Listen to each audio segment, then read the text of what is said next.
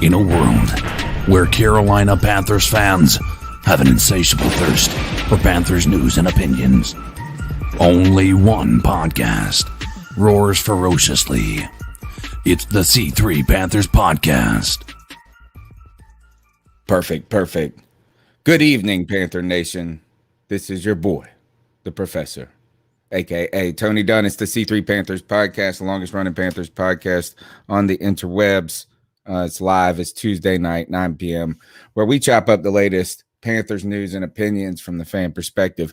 And when I say the latest Panthers news and opinions from the fan perspective, I don't mean anything new this week, because there is absolutely nothing to talk about. I had to go into the archives to see what we were talking about on this show over the last 5 years to get some ideas. Tonight's show is, can we get a Falcons arrest to jumpstart the news cycle?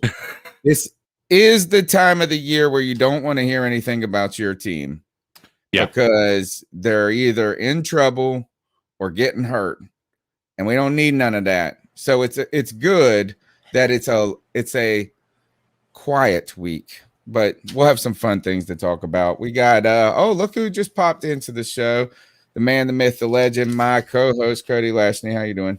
Tony Dunn. I apologize for being late, but as always, there's nowhere I'd rather be on a Tuesday night than here talking about the Carolina Panthers with my favorite YouTube Panther partners and the most lit Panther fans in all of YouTube. And you already know who I'm talking about. I'm talking about Joey the Blind Panther Esquivel, Craig Carter, Tim Estes, AJ Lindsay, and our good friend, you know him, you love him, Tin Tizzy. Tony Dunn, ain't nothing to it but to do it, brother. Let's roll. CK in the house. How are you, my man?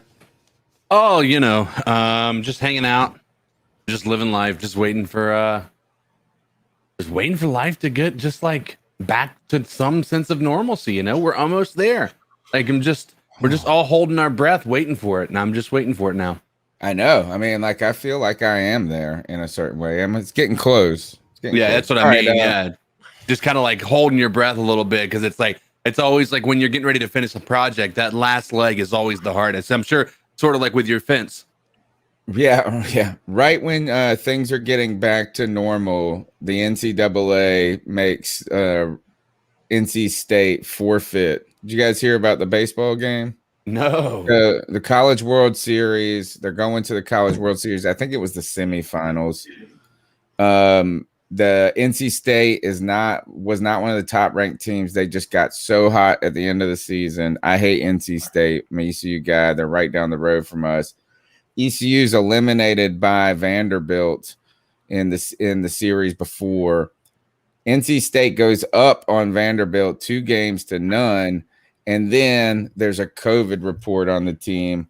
They had that play. They only needed to win one more game to win the series and move on to the next round. Like the hero story. They made them play. They only played with 13 men last Thursday or whatever. Like, so they had 3 active pitchers. One of their starting pitchers all season long played first base and went 3 for 3, but it was awesome.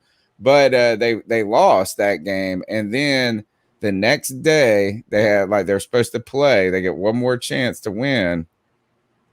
And they said, the NCAA said they had to forfeit because a 2-minute, like, they hit the moment where COVID, like, it was too much, I guess. I don't know. It was like too big a percentage of the roster, whatever it was. And it was like contact traces, all these testing. But right when you think you haven't heard about it, right, for a while, then something like that happened. So that's what made me think about that. Tonight's show, guys, we're going to go into the archives of C3 since there has been no news. I asked the question, what the hell were we talking about last year? In this same exact week, I went and looked at the last week of June, and I went all the way back to 2015. We'll see the story. I want to know, I saw Cody in one of his first appearances on the show, a young buck coming in Mel Mayock was still on the show. Joey was there that night. You were with me in June of, I think I wrote 2018. 2018 is like going back that far. You were on the show. So I was probably 2 months into being on the show on a consistent basis. Right. I mean, yeah, that had to have been one of the earliest points. You looked like a baby. We all looked young. Have I aged that much in 2 years? Oh shit, I might be fucked, man. No, but no, actually, like everything, the quality of every camera has just increased like 9 million fold. Everything. Dude, I remember being CK's always making fun of us about how crappy it is right now. You should have seen it in 2015, homie. I went back and I watched some of the original, like when you had your little headset, like your gaming like headset that you were using, like to actually talk, and you could just like it was just like it's a very different world now, I'll tell you. Oh, by the way, can I note that me and Tony right now are rocking the same hairstyle? Both got the slick back ponytail. Yeah, man. A pony. Yeah. It's a ponytail. I have the opposite. I have hair growing everywhere but there. hey, you know what? You make it look damn good, brother. Rock that shit. But and also I don't know if you saw, either of you saw this in the Twitter. I know we didn't really get a chance to pregame the show tonight, but I shared that there's a 20-question survey done by Joe Person in The Athletic, and it has a lot of really good questions. And I felt like maybe at some point in time that could be a fun thing to jump into. I think that needs to be the show. I think that's what we're going to make that the first part of the show. I saw it. I said, let's do it. And you know what? Right when we get powered up. Yeah. Yes, please go ahead and put it up. Just go ahead and give a shout out to Avolta if you want to own your own energy and you're a homeowner in North or South Carolina. With no money down, you could add equity to your home by going solar. On top of adding equity, you get to take advantage of all these tax credits. And my man, Kevin Brown, solar consultant for Avolta, Carolina Panthers fan, will take care of you if you mention the C3 Panthers podcast and say, look, I'm a Panthers fan. I heard about Avolta. I want to own my own energy and seek energy independence in this world. You tell Kevin Brown that at 704-215-3373. He'll take care of you. That's 704-215-3373. All right, go ahead and put this. Let's see what this is. Is that you would not believe how the dearth of football news that is out there right now, guys. Like, I'm so glad. Thank you for doing this Google form, right? Joe Person, right? Cutting edge. No, this is the stuff that I would do. This is we should do things like this. All right, so lead us off, Cody. I'll say this: when the biggest news to happen to the Carolina Panthers is that the guy who won the Super Bowl with the Broncos when we were playing them in 2015 retired, Demaryius Thomas, then that's the extent of the Panthers news. Like, a guy who played against us in the Super Bowl retired, and so he was in that Super Bowl game. I'm pretty sure he was in that game. Their offense was atrocious then. So think about this: it's been a long time since. I mean, and Demaryius Thomas was really a badass wide receiver for like a 4-year stretch, but that's like a million years ago now, right? Yeah, it feels like you're right. That is the top storyline: is Demaryius Thomas retiring, and people are like, "Man, I thought that happened 2 years ago." Oh man. I remember when he left the Broncos and he went to the Saints. I remember me arguing with a buddy of mine. He was like, "Oh, Demaryius Thomas could have done so much for this team." I'm like, "He's on the back end of his career, bro. He benefited from having a fantastic quarterback as Peyton Manning." But anyway, go ahead. Yeah. So tell us The Athletic, which I'm a subscriber to The Athletic. We should have put a link up, because if you get somebody to subscribe with your name, they give you like $5 off next year. Anyway, not getting that $5 here, but we're giving a shout out to The Athletic and Joe Person. Thank you for giving us for something to talk about. Tell us what we're talking about, Cody. Yeah, and I want everyone in the chat room to participate in this along with us. What I figured we would do is go through each and every one of these 20 questions. It's a 20-question survey, and just kind of take the temperature of what we think of this football team right now. I know a lot of people are hopeful about Sam Darnold. Some people not so much. Some people think our offensive line is going to suck again. Some people are kind of optimistic. And I think that at a time when there's no news, this just kind of represents a good temperature check. So I'm going to ask these questions to both of you and everyone in the chat room. Let us know what you're thinking, and we'll kind of go forward and kind of put in our answers and just kind of see what. I don't know what happens when you click the answers yet, so I don't know if it'll tell you like what most people have clicked on or not. But nonetheless, I think it'll just be fun for us to kind of go through. And I think the first question is kind of almost best saved for last, but they decided to lead with it. And that's, how many games will the Panthers win in 2021? We have less than 6, 6 or 7, 8 or 9, 10 or 11, or 12 or more. Let's see what the chat room has to say about this, because this is tough, because like everybody's going to chime in. Like the most common is going to be 10 or 11 or 8 or 9, right? Because this is a Panther fan show, right? The pessimistic ones of the bunch are going 8 or 9. The optimistic ones are going 10 or 11. 6 or 7, we're questioning you if you're a fan type thing. I'm going 8 or 9.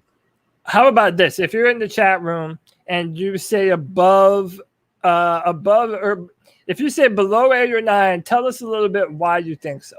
Or just in general, no matter what, give us a little brief synopsis on why you think so, while we kind of bounce this amongst each other. And look then at I'll this. Nova Black saying 10 plus. We got 12. I'm not and mad 5. at that. I'm not mad at 10 that. Tizzy coming in there, 17-0. This is exactly how you guys should be thinking.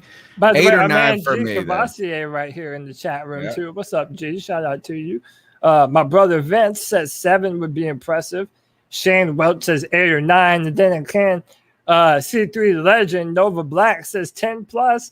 And of course, 10 Tizzy, ever the Panther fan. Ever the 17-0. Panthers fan FSU about to come in here and do the same thing. He's gonna be like 17, like we're gonna be 19-0. We're gonna be 19-0. We're gonna get that Super Bowl ring this year. All right, so CK, what say you, man? I mean, again, things can change. By the way, also to update some news from last Tuesday, I found out that we're going to be doing joint practices with the Indianapolis Colts and the Baltimore Ravens. Yeah. The Ravens are coming to Charlotte, and the Panthers are going to Indy. So we get to be the road team and the home team a little bit. Yeah. But CK, things can change. But right now, based on what we've done in the offseason, based on our draft, what's the temperature, man? How you feeling? I mean, I think we have a pretty middle of the pack schedule. Like our schedule isn't overwhelming. I think we have a lot of question marks. I don't think the Buccaneers are going to be a repeat of what they were last year. Even though they kept their team exactly the same, guess who else kept their team almost identical to what it was the year before? The Panthers in 2016, and that didn't go so well. I think you're going to start to see some slide back on that. So I think it's just because of the 17-game season. I'd say the 10 or 11 is actually probably a good number to go with, because it's not, honestly, that's basically the 9 and 7 of last year. Okay, that's a good answer, and I think I kind of agree with you too about Tampa Bay maybe taking a step back. Tony, what are you gonna have to win to be in the playoffs this year?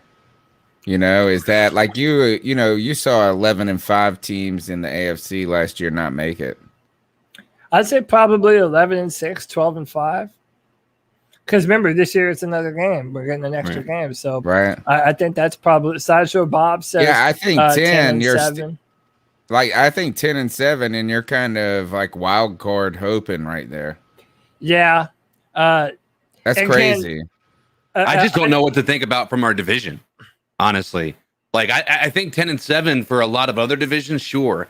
I don't know that I see a team in New Orleans that's going to, challenge for the NFC South division title this year without Drew Brees leading the pack. They may have Sean Payton, but they do not have a guy who is as cerebral as Drew Brees was. I don't care what you say, no matter who learns behind Drew Brees knew more about the game than any of their options on the field right now. And then you look at over at Atlanta, where they lost their star wide receiver in Julio Jones and gained a guy who might be able to replace him and Kyle Pitts. So I don't know really what to expect from them. I think they're still not necessarily on the upward swing there in Atlanta. And then the Tampa Bay Buccaneers, like I said, I think they're the team to beat, but I don't believe they're going to be as powerful as they were last year. Yeah, that's a great point. I think with all of the unknowns about the Carolina Panthers at this point, other than Tampa Bay returning seemingly everyone, the division outside of Tampa, it really seems like kind of anyone's division. It does seem like any one of these teams could end up competing even for a wild card even. Tell me if this makes sense to either of you and to anyone in the chat room who might disagree. Tell me if you think I'm off base with this. Like, I don't want to be anywhere near 6 or 7 or 8 or 9. I either want 10 wins or more, or I want 6 or less. Like, I don't want to, and I feel like I've been consistent over the years on this. I'm done being a middle of the pack fucking football team. I either want the premium draft pick, or I want us to be a playoff contender. And I really do think right now, as funny as it is, the Panthers could kind of be either or. I feel like the answer is more likely to be 10 or 11 or less than 6 than we are a middle of the pack football team. I think the Carolina Panthers 2021 team is a bang bust football team. It's either all going to come together in a perfect storm, and all these things are going to come together, like Joe Brady, Terrace Marshall, Shi Smith, Sam Darnold finally turns the next page and actually becomes a franchise quarterback, or all the problems that we all kind of foresee plaguing us are going to come up and really be a real issue. If this offensive line hasn't taken a legitimate step forward, that's going to be a problem. If our defense can't protect against deep passes in the NFC South, where we have Calvin Ridley, Michael Thomas, now we have Kyle Pitts in the division, there's some really big question marks. And I think if things go well for us, they're going to go super well. Like, not just kind of well. I think we have the potential to be a dominant football team. If not, I think we're going to be a bottom of the barrel football team, and we're going to be talking about trying to upgrade the quarterback position again. Poor Cody. Poor Cody is going to be so disappointed when we just hit a decent shot down the fairway with Sam Darnold. With a young defense.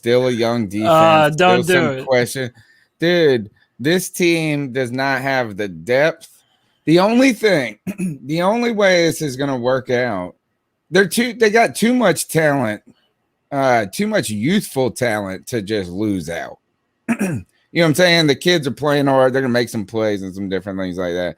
We're one of the youngest teams in the league. But we don't have the depth or even the presence of mind to really to be anything I won't say to be anything fantastic, but I don't even know if we have the cogs to if we had a couple of veterans that could rally these young kids and put them in some good positions. We don't even have any of those. So this is a 5 or 6 win team in the last season, with the 16 games, and now we're 7 or 8, 9. And if it's better than that, it's not going to be but so much better than that. And if it's worse than that, it's not going to be but so much worse than that. They will be better than last year's Jets, no problem. And they will be equivalent to last year's team, I would say, is fair. you remember how in 2015 we brought in Jared Allen when it was Charles Johnson went down, got hurt, and we kind of brought in some veterans once we kind of saw, whoa, this team that no one expected to be atop the NFC has all of a sudden come out of nowhere. Cam Newton playing the best football that he's ever played. Greg Olsen was absolutely incredible. It's like, if it's possible that all things start to fire on all cylinders, like I'm kind of saying they might, I wonder if we see Scott Fitterer say, you know what, I kind of need to take some cues from the past and see what free agent guys are still out there. Because believe it or not, right now, the Panthers do still have some free agent dollars to spend. So I think I don't think we have any pillars that are guaranteed other than right now we want to see Brian Burns become that. But he still is going to have to take a step forward, not step forward, but he's got to just do it again, right? Like if he replicates what he did last year and that kind of pace and things like that, then he's going to become that type of leader. On the offensive side of the ball, I guess you're going to have to say it's Christian McCaffrey. Yeah. And that's it. Like he wasn't even with the team last year hardly. What do you I mean DJ Moore is like 22 years old. And you're going to call him the old hat of the bunch? Yeah, we don't have a Greg Olsen. We don't have a Thomas Davis. We don't have a Luke Kuechly. And I actually, in the 2016 show from the last week of June, a lot of talk about how the presence of those veterans like Luke Kuechly and Thomas Davis helped the younger kids of Trey Boston, Ben Wickery that year succeed and be in positions of success. So that's why I don't think we're going to be I hope we're great. I hope it is something special. But do we really have a lot that indicates that it's going to be really, really bad or really, really good? It's going to be screw with Cody and get him an 8. We're going to get the 8th pick in the draft. Nope. Listen, I am a conscious creator. I do not claim that reality. That is not the present that I am bringing into my now moment, Tony Dunn. You can't tell me different. I think this football team is going to bang or bust, and that's my official prediction. It's going to be let's go to the next question. It's going to be a big time season, or we're going to be fucking depressed as hell. So I'm going to go ahead and just click one of these just for the sake of seeing what happens. What do you want to say? They want 10 or 11. Okay. Let's do 12 or more. Come on. Let's just do 12 or more. 12 or more. All right, we'll go 12 or more. All right, this is a good one. And this has specific answers too. Yep. What needs to happen for this season to be considered a success? Win more games than last year's 5, finish with a winning record, make the playoffs, advance to the divisional round. Now, this is an interesting question because it's like a measure of what you think success is. And I kind of already answered this like just now. But what say you to the chat room and to Tony and CK? What is your indicator of success? Win more than 5, just have a winning record, make the playoffs, or advance to the divisional round? I say winning record. Yeah, which is that's a 9. You got to win 9 then, right?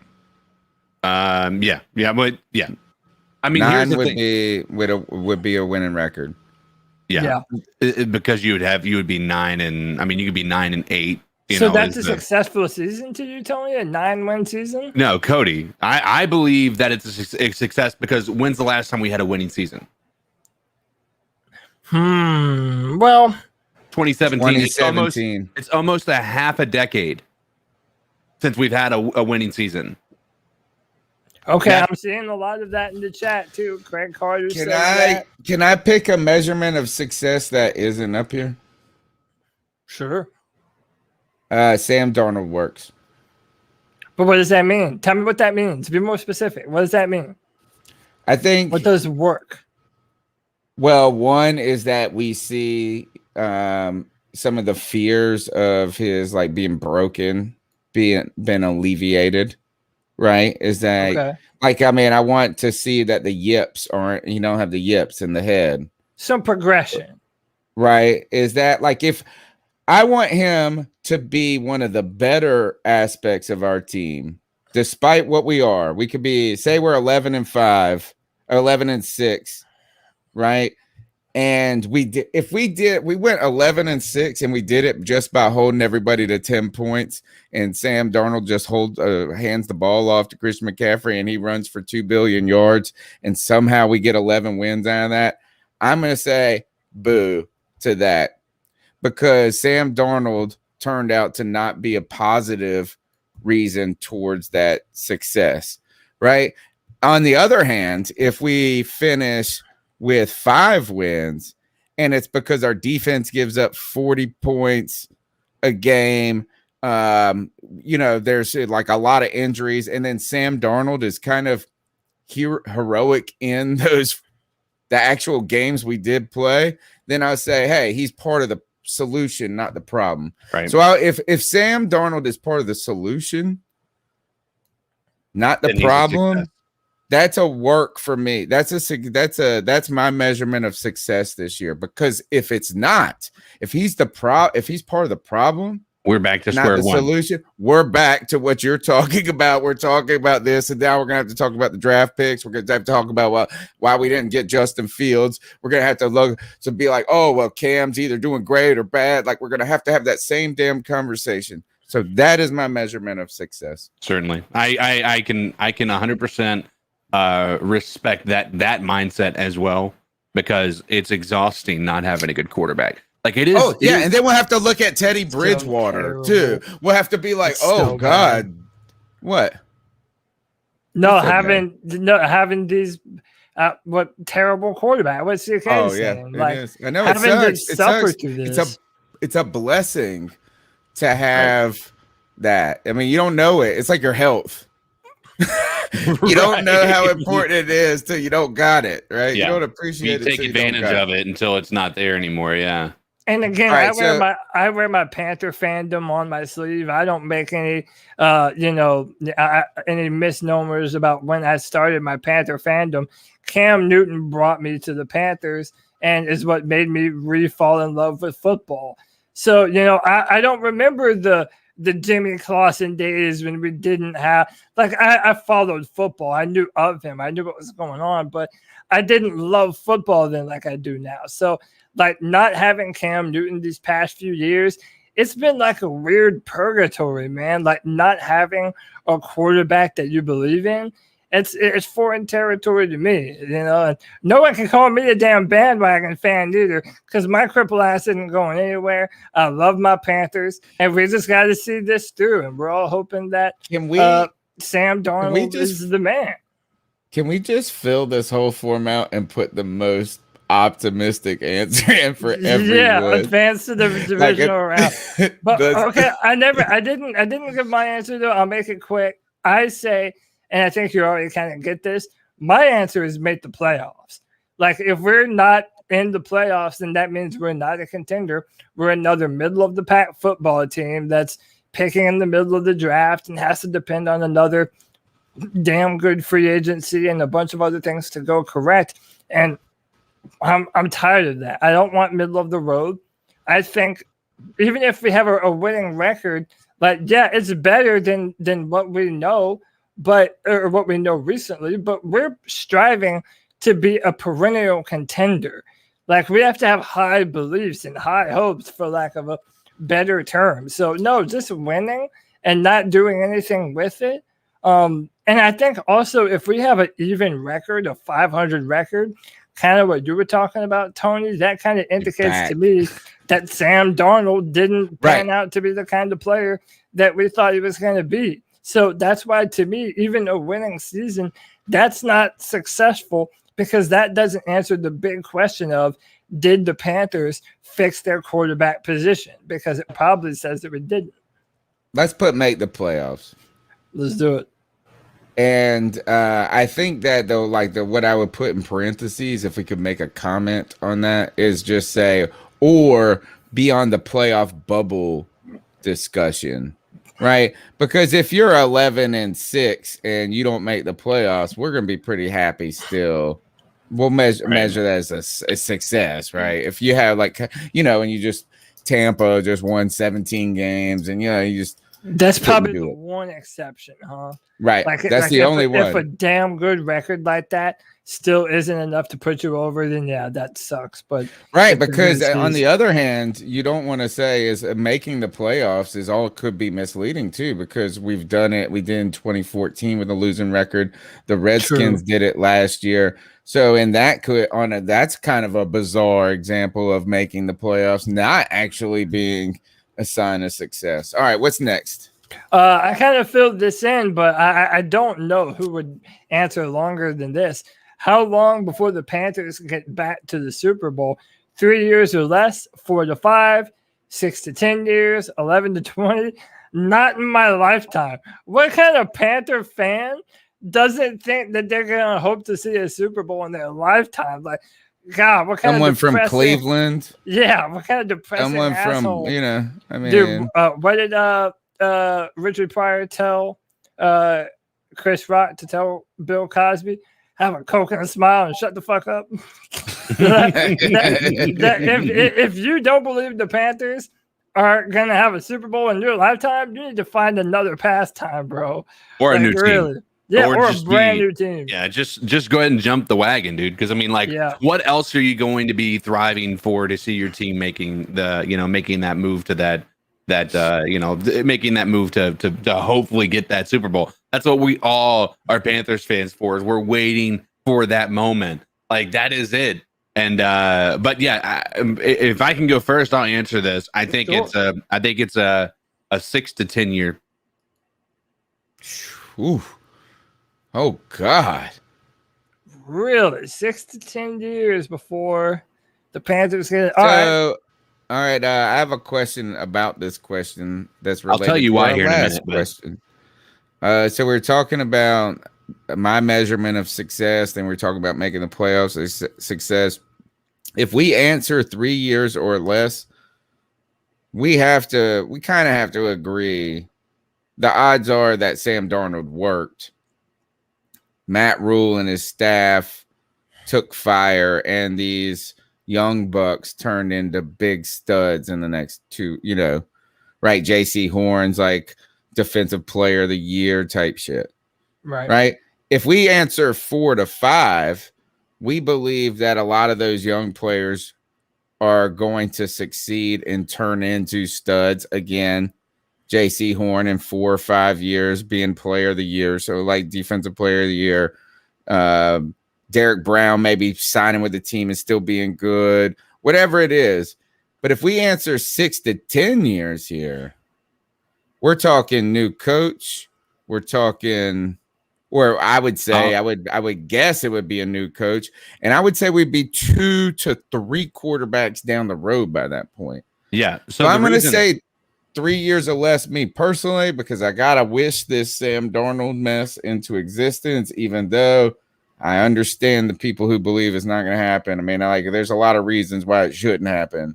And chat room, let me see those predictions too. My real answer, though, in theory, is I think 4 to 5 just means it would be a different quarterback. But all right, CK, tell us why you say 6 to 10. I mean, there's a feels bit like a prison sentence, bro. Yeah, I feel like he just condemned us, like he's the judge that just said, "You guys got 6 to 10, homie. I don't know yet. You better be on your best behavior. It'd be 10 if I don't like the way you're looking at me." Well, I'm interested in hearing your reasoning. I feel like there's a couple of moving parts to this. I think one of them is going to be being able to draw free agents in that are actually of good quality. That and I don't know that Sam Darnold is going to be the guy that is going to draw that type of attention. But also, once we get this practice facility and this like new headquarters in place, I think that's going to be a draw for free agents, and that's not happening to get us to the Super Bowl in the next 3 years. And so I think that there's a couple of moving parts to it. I don't necessarily think that it has more to do with Rule than anything. I think Rule could very well still be the coach. Right now, like I'm a statistical person, and if you think about 2 teams make the Super Bowl every year, that means, do you believe the Panthers are going to make the Super Bowl this year?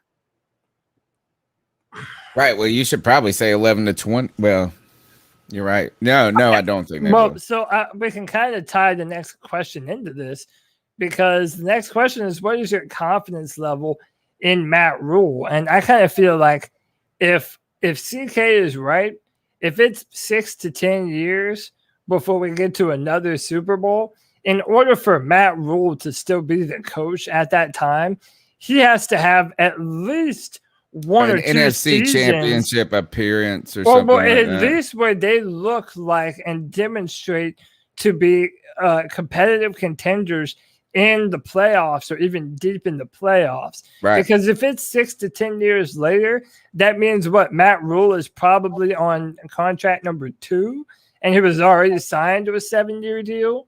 So I think that's kind of what blends into our next question. What is your confidence level in Matt Rule? Very confident he'll eventually get this franchise back to the Super Bowl.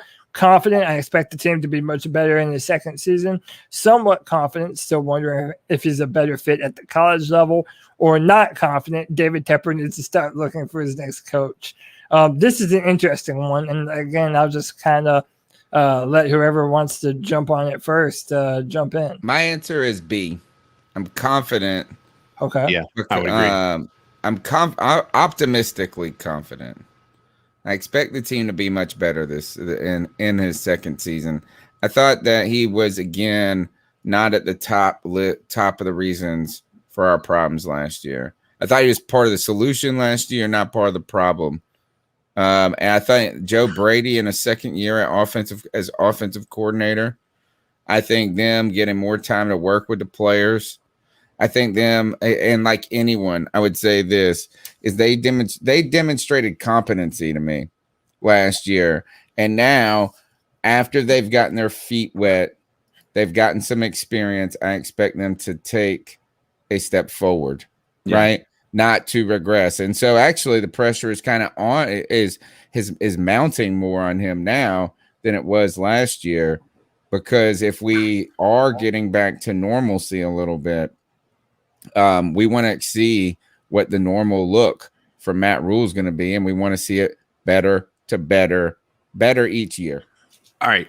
So here's my I want to make this point. Are you confident in Matt Rule? Are you confident in what we have? Because of as far as an entire coaching staff. One of the reasons I'm saying 6 to 10 years on this, on that first question, on the question previously, is I think we all would agree this year we all are confident that the team is going to be better. We're probably going to perform better than we did last year.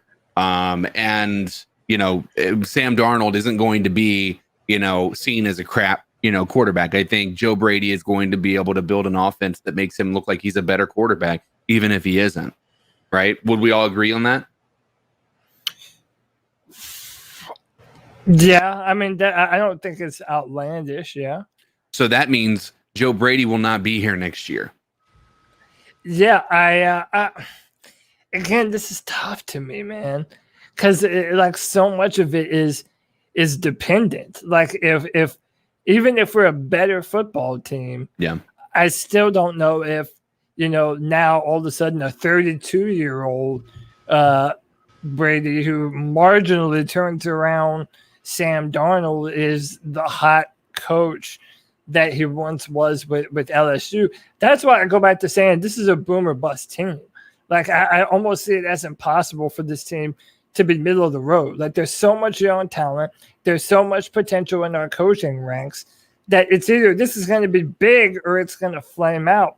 And I think confident is probably the most logical answer, because if you say very confident, you're depending on something that you haven't seen yet to be there. Like what would make you so confident to say that, yeah, he's definitely going to get us to a Super Bowl? Right now, there's still too much proving to be done. Like there's still you can't mark A without just saying we just are blind, rose-colored glasses. Like it would be different if we were almost or even a playoff team last year in Matt Rule's first year. Then we'd be like, okay, this dude's clearly fucking got something going on. But that not being the case, I just think that it's unless maybe you want to say somewhat confident, because again, which leads into the next question about Sam I'm okay Darnold. with somewhat confident. The only reason I did not answer that is the back end of the sentence, which is because I don't need to, at this point, it's not his college, if he's a better fit or college or not. I just need to see if he's good or not. Is that like, I mean, is that, yes, he's had 2 or 3 winning seasons in college, but that doesn't mean that he's like going to go back into like if he fails in the NFL, they're just going to all of a sudden hit the ground running. I would say somewhat confident because of what I saw last year, but there's still, like you said, so much to be proven. That's why I said confident, because it wasn't a shit show. It wasn't a shit show. So I like that. It really wasn't. Let's move on here because we still got a bunch of good questions that are relevant to everything that we're talking about. What will Sam Darnold be in Carolina? This is the talk of the Panthers offseason, isn't it? Franchise quarterback. He's going to experience a renaissance now that he's out of New York. Dependable starter, can be a playoff quarterback in Joe Brady's system, but not a Super Bowl QB. Journeyman, feels like Teddy Bridgewater all over again, or backup quarterback. The NFL's lowest rated passer in 2020 should be a clipboard holder. Now, I won't take long on this. I'll kind of answer first. I feel like any one of these could still be true. Like yes, all of yes. There's no evidence to suggest that any one of these could be false. Right. I feel franchise quarterback isn't outlandish because so many people feel like, man, if he finally puts together all the talented things that we know Sam can do, there's no reason why he couldn't be a franchise quarterback. That's why he was drafted number 3 overall and was being talked about as the number 1 pick. But then on the other hand, like these next 2 also feel like if you're in any way even a little bit optimistic, you believe that both of these are possible, that even if he doesn't turn into be a dependable starter, he has to be at least capable of doing whatever the fuck it was that Bridgewater was doing last year. Right. And then for the backup thing, if you just look at what Sam Darnold has accomplished thus far in his NFL career, why wouldn't you think that that's the resume of a backup quarterback? Exactly. 100%. So all of these could be true. It's basically a question of how much are you an optimist of what Sam Darnold can be in Carolina. Cody, which one is the most outlandish, though? I think like what are the least odds are on which one? Like if you're going to put the odds on this, which would be the longest odds? The longest odds, I think, is a backup quarterback, and that's only because now the amount of upgrades that Sam has, from the coaches to the weapons to the fans to the environment, it's such a steep upgrade that, in my opinion, he would have to be pretty bad if he was only ever able to be a backup quarterback after having all that talent around him. What are the next longest odds out of the 4? Probably a franchise quarterback, right? Guess what this means? 8 or 9 wins. That's what this means. 8 or 9 wins. Damn you, man. He said, I'm thinking. I right now, I'm gonna put Journeyman is my vote for this question. Really? Okay. I don't want it to be, but I'm just kind of now. I'm trying to get the question right rather than what I want it to. I don't know. What are we trying to get the question right? What we think? Dude, I feel this is all probably just how you feel. Journeyman for me. CK, what say you? I think he's going to be a dependable starter. All right. And that's probably what I would say. 8 and 9. 8 and 9. We're at 9 and 8. No. Dependable starter is Tannehill. How about this? And I love this. And yeah, I'm so glad Demetrius Miller said this too. If Darnold is Tannehill, I'm going to be happy. And honestly, if that's what we're able to get, if Sam Darnold is able to make a Tannehill kind of leap, in my mind, that would say to me that he's a dependable starter. Now, I don't like that last bit of the sentence, but not a Super Bowl quarterback. because I think we've seen much lesser quarterbacks than Ryan Tannehill win the Super Bowl. Yeah, 100%. So, I think that last line is a little bit but off, like Alex Smith, that kind of puts that means like the Alex Smith conversation, the Ryan Tannehill conversation. Eli Manning, he won 2 Super Bowls, but he's never blown the doors off of. When he was young, he was a lot better. Like he came into some good teams. Yeah, like he wasn't as awful. He got so bad at the end. You can also put this into, not to again go back to this season, but in the year that the Broncos won the Super Bowl, Peyton Manning was the dependable starter, if not a journeyman type of a quarterback. If he would have continued to play after that, he would not have been a franchise Q. Nobody would have put him in that category if there were only 4 categories to put him in at that point. They still won with him not losing the game for his squad.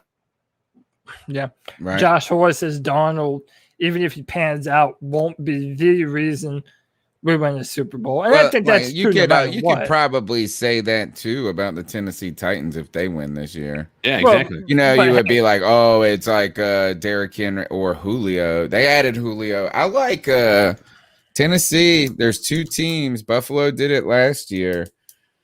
Is if you see that your team is legit, like needing a step, I don't mind the team taking the risk in the moment. Don't be the 2015 Panthers. Next, how long before Joe Brady is a head coach? We already talked about this a little bit. CK kind of touched on it. 1 year, the latest offensive wonderkind will be gone after the season. 2 or 3 is coming, but he needs to improvise in red zone and 2-minute situations, or it's not happening. Some guys are better suited as offensive play callers. I think nobody is going to answer that last one, right? Like at least at this point in time, there is no indication. If you take the back end of that sentence off, every time it's the second sentence, like because it's not happening, could actually be a legitimate. I feel like Joe Person I feel like he's trying to set us up. I think he's setting us up to have to be able to have an article. Panthers fan believe that Joe Brady will never be an offensive coordinator or a head coach. Better suited to be an offensive play caller. No, right, exactly. Or that everybody is like Panther fans think they're going to win the Super Bowl. Joe Brady's going to be the next greatest coach, and Matt Rule is, Vince Lombardi. I don't know. I guess I'm going to say I think it's. I'm going to say that. There's A, B, and C, but there should be a D. Like, I think it should be like 3 to 7 years, 4 to 7 years. True. Look at Eric Bieniemy. Still, he's been talked about for a long time. Still hadn't gotten it. Yeah, I think 2 to 3 is the sensible answers. Again, and this is just going on. Me and Joe Brady are the same age, man. Like, we're both 31 years old.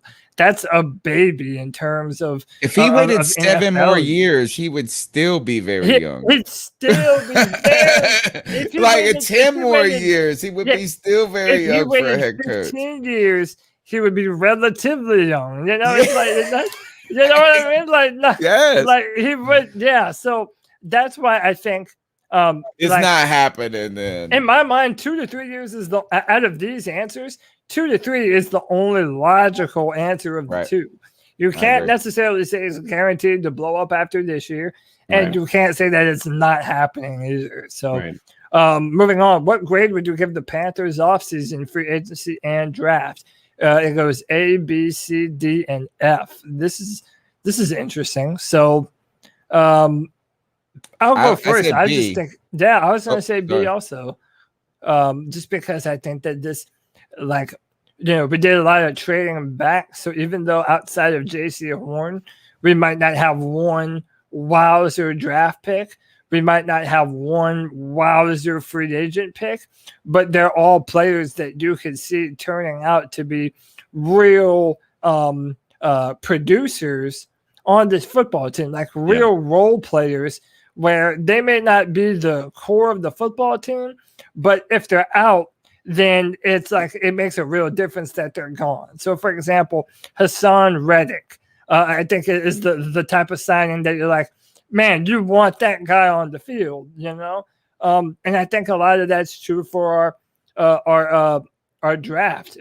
J.C. Horn is a much needed corner for Carolina, but a lot of the guys were traded down for, and guys that were passed up on by other football teams, and frankly, guys that we still have a lot of questions on.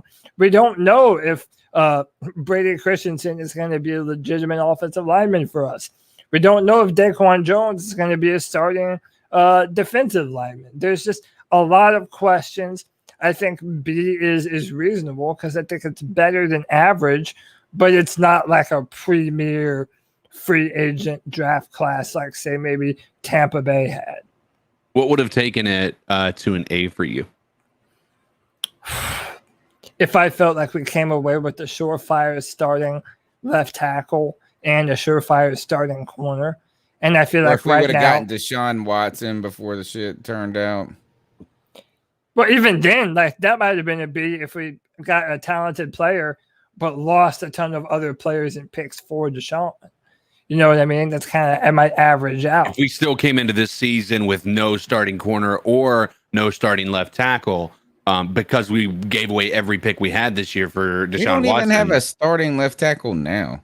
But we have a potential starting left tackle is the thing. Who? Like, but that's terrifying. Yeah, like we have any of the left tackles you have on the team right now are potential starting left tackles, right?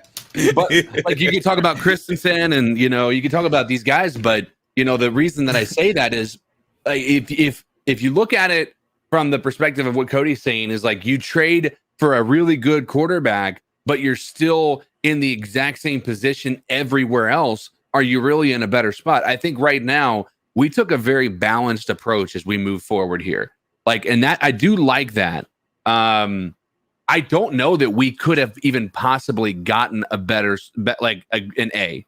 I think there are certain circumstances that exist that makes it next to impossible to actually get an A. Unless some miracle stuff happened, then, I really don't know what we could have done differently to make it an A. I don't know. If we could have gotten another offensive lineman earlier, it would have been a B+.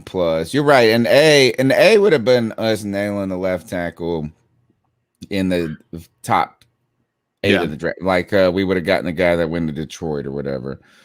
But it's a B for me, and the reason it's a B and the optimistic side is Hassan Reddick. The Hassan Reddick is a 1-year ball out young player who might even be on the team beyond 1 year. Yeah.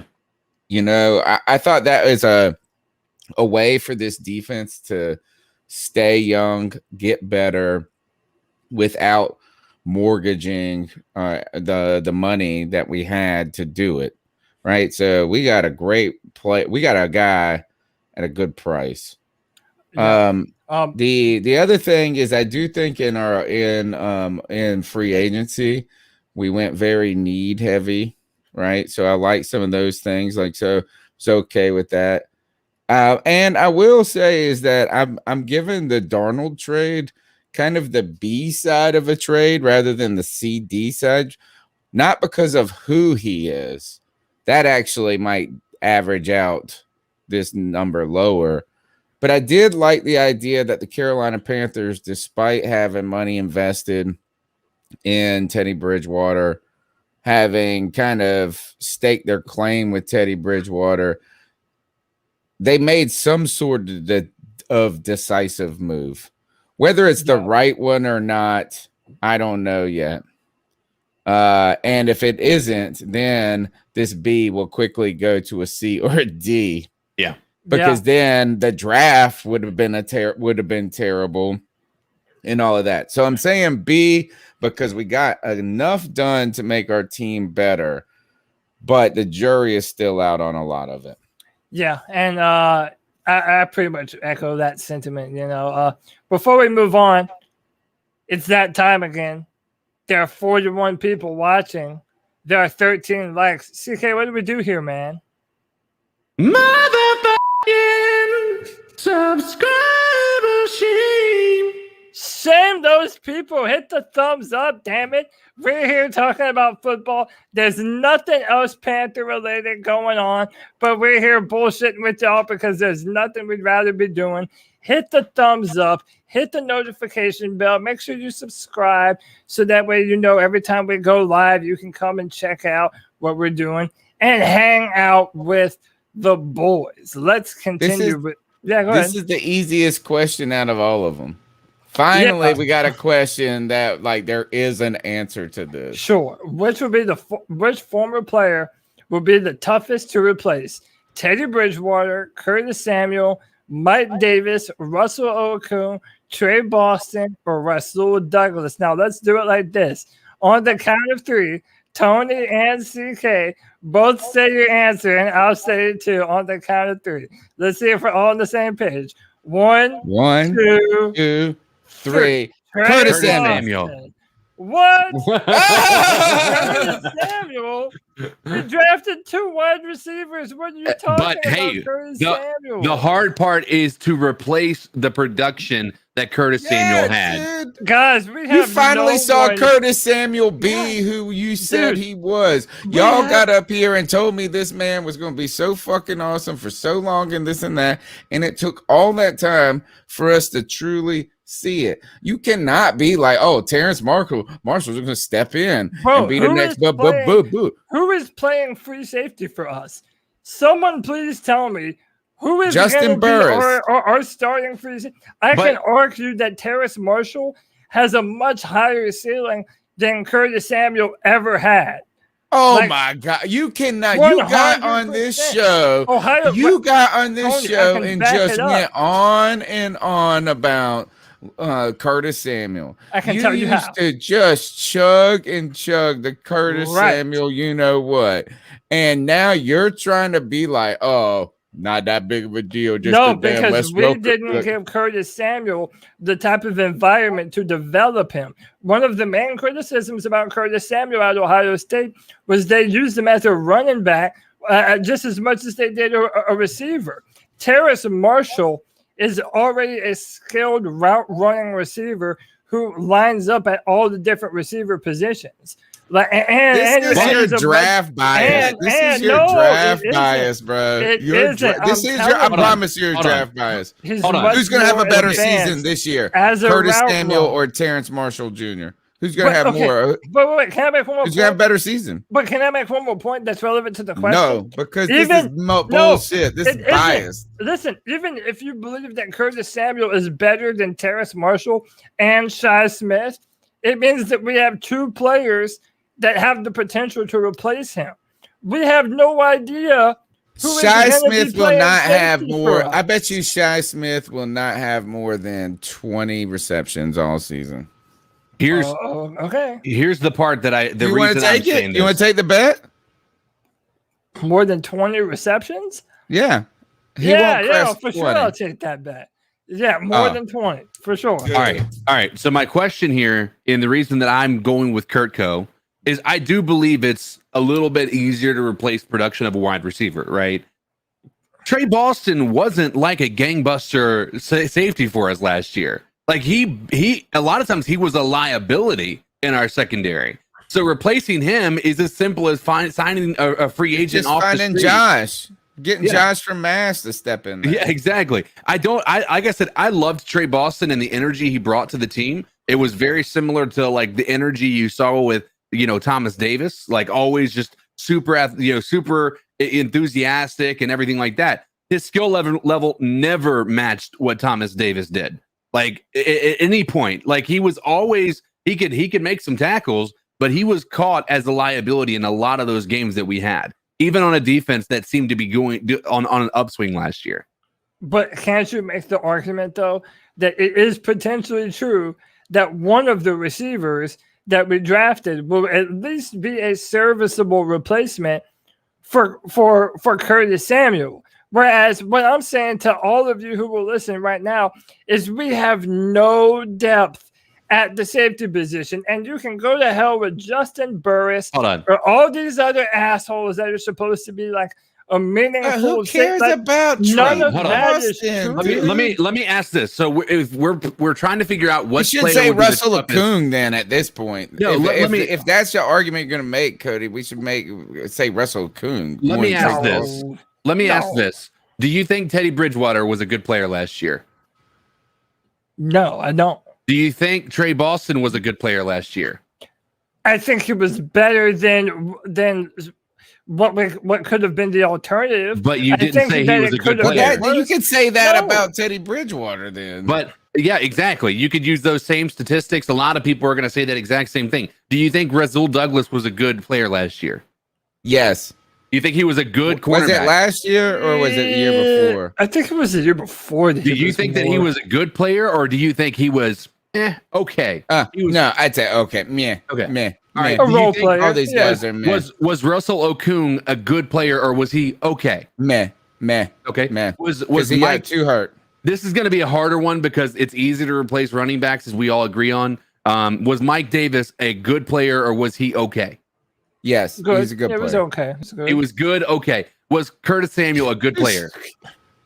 Curtis Yes. Samuel was a good player. He yeah. is the only person on this list you can say within it, without any hesitation that he was a good player on this team last year. That is going to be harder to replicate than any of what those other guys did. But who was worse, Dante Jackson or Trey Boston?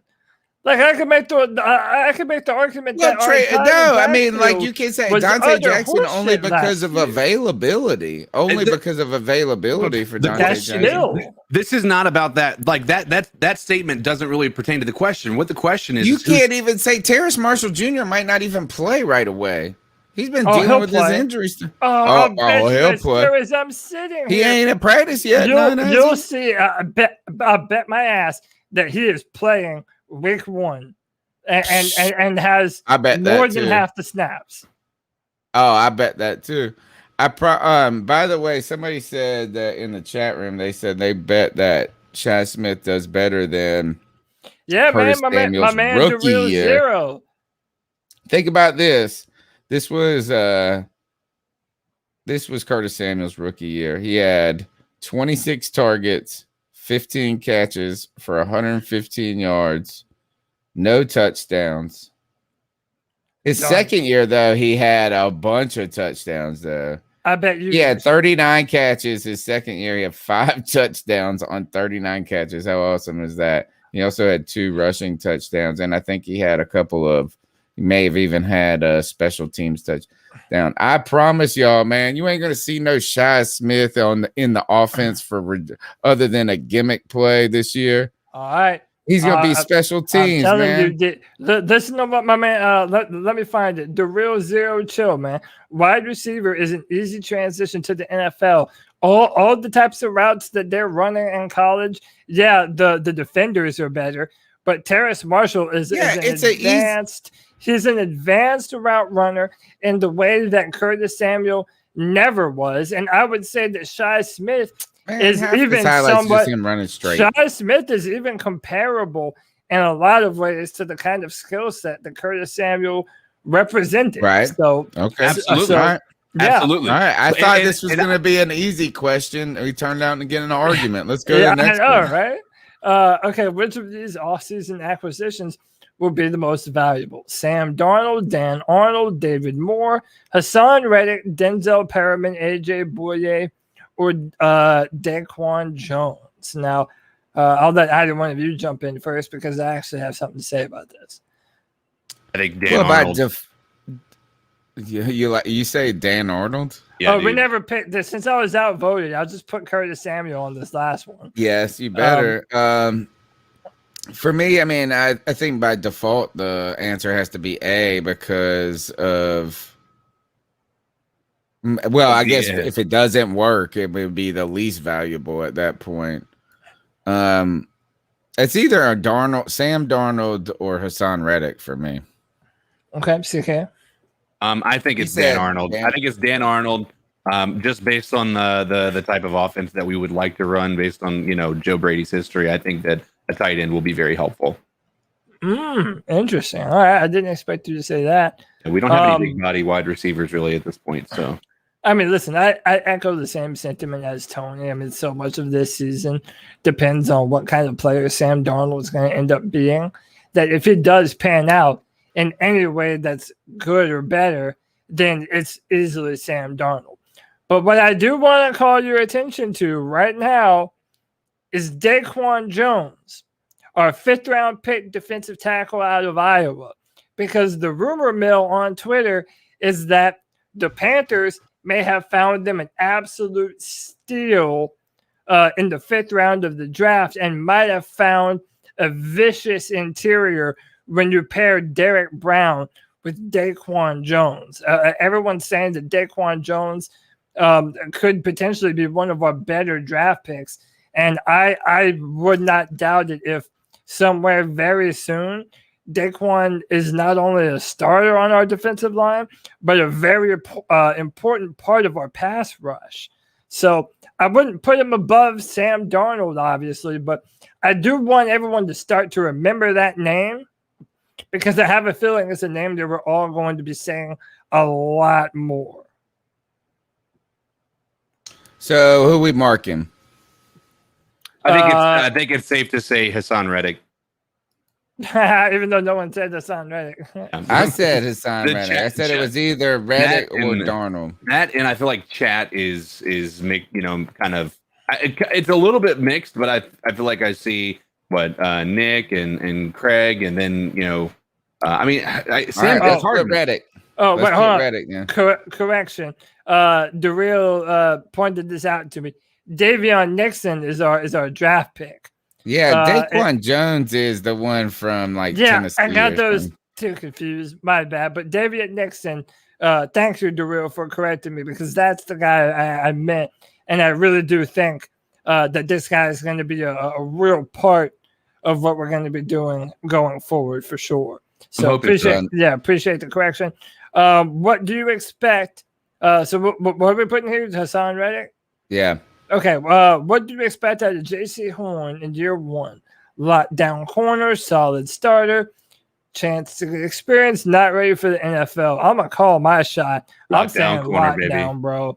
I'm calling to the moon. He was my favorite corner in this year's draft. I told you that before we drafted him.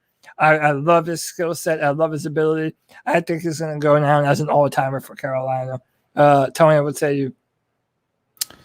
I mean, this is like either one of these is you just take super optimism route, or you take more than likely he'll be a solid starter on his way to becoming a good player, right? A very good player. But I mean, stepping onto the field and having to deal with the likes of Mike Evans or whatever you got to deal with all the time.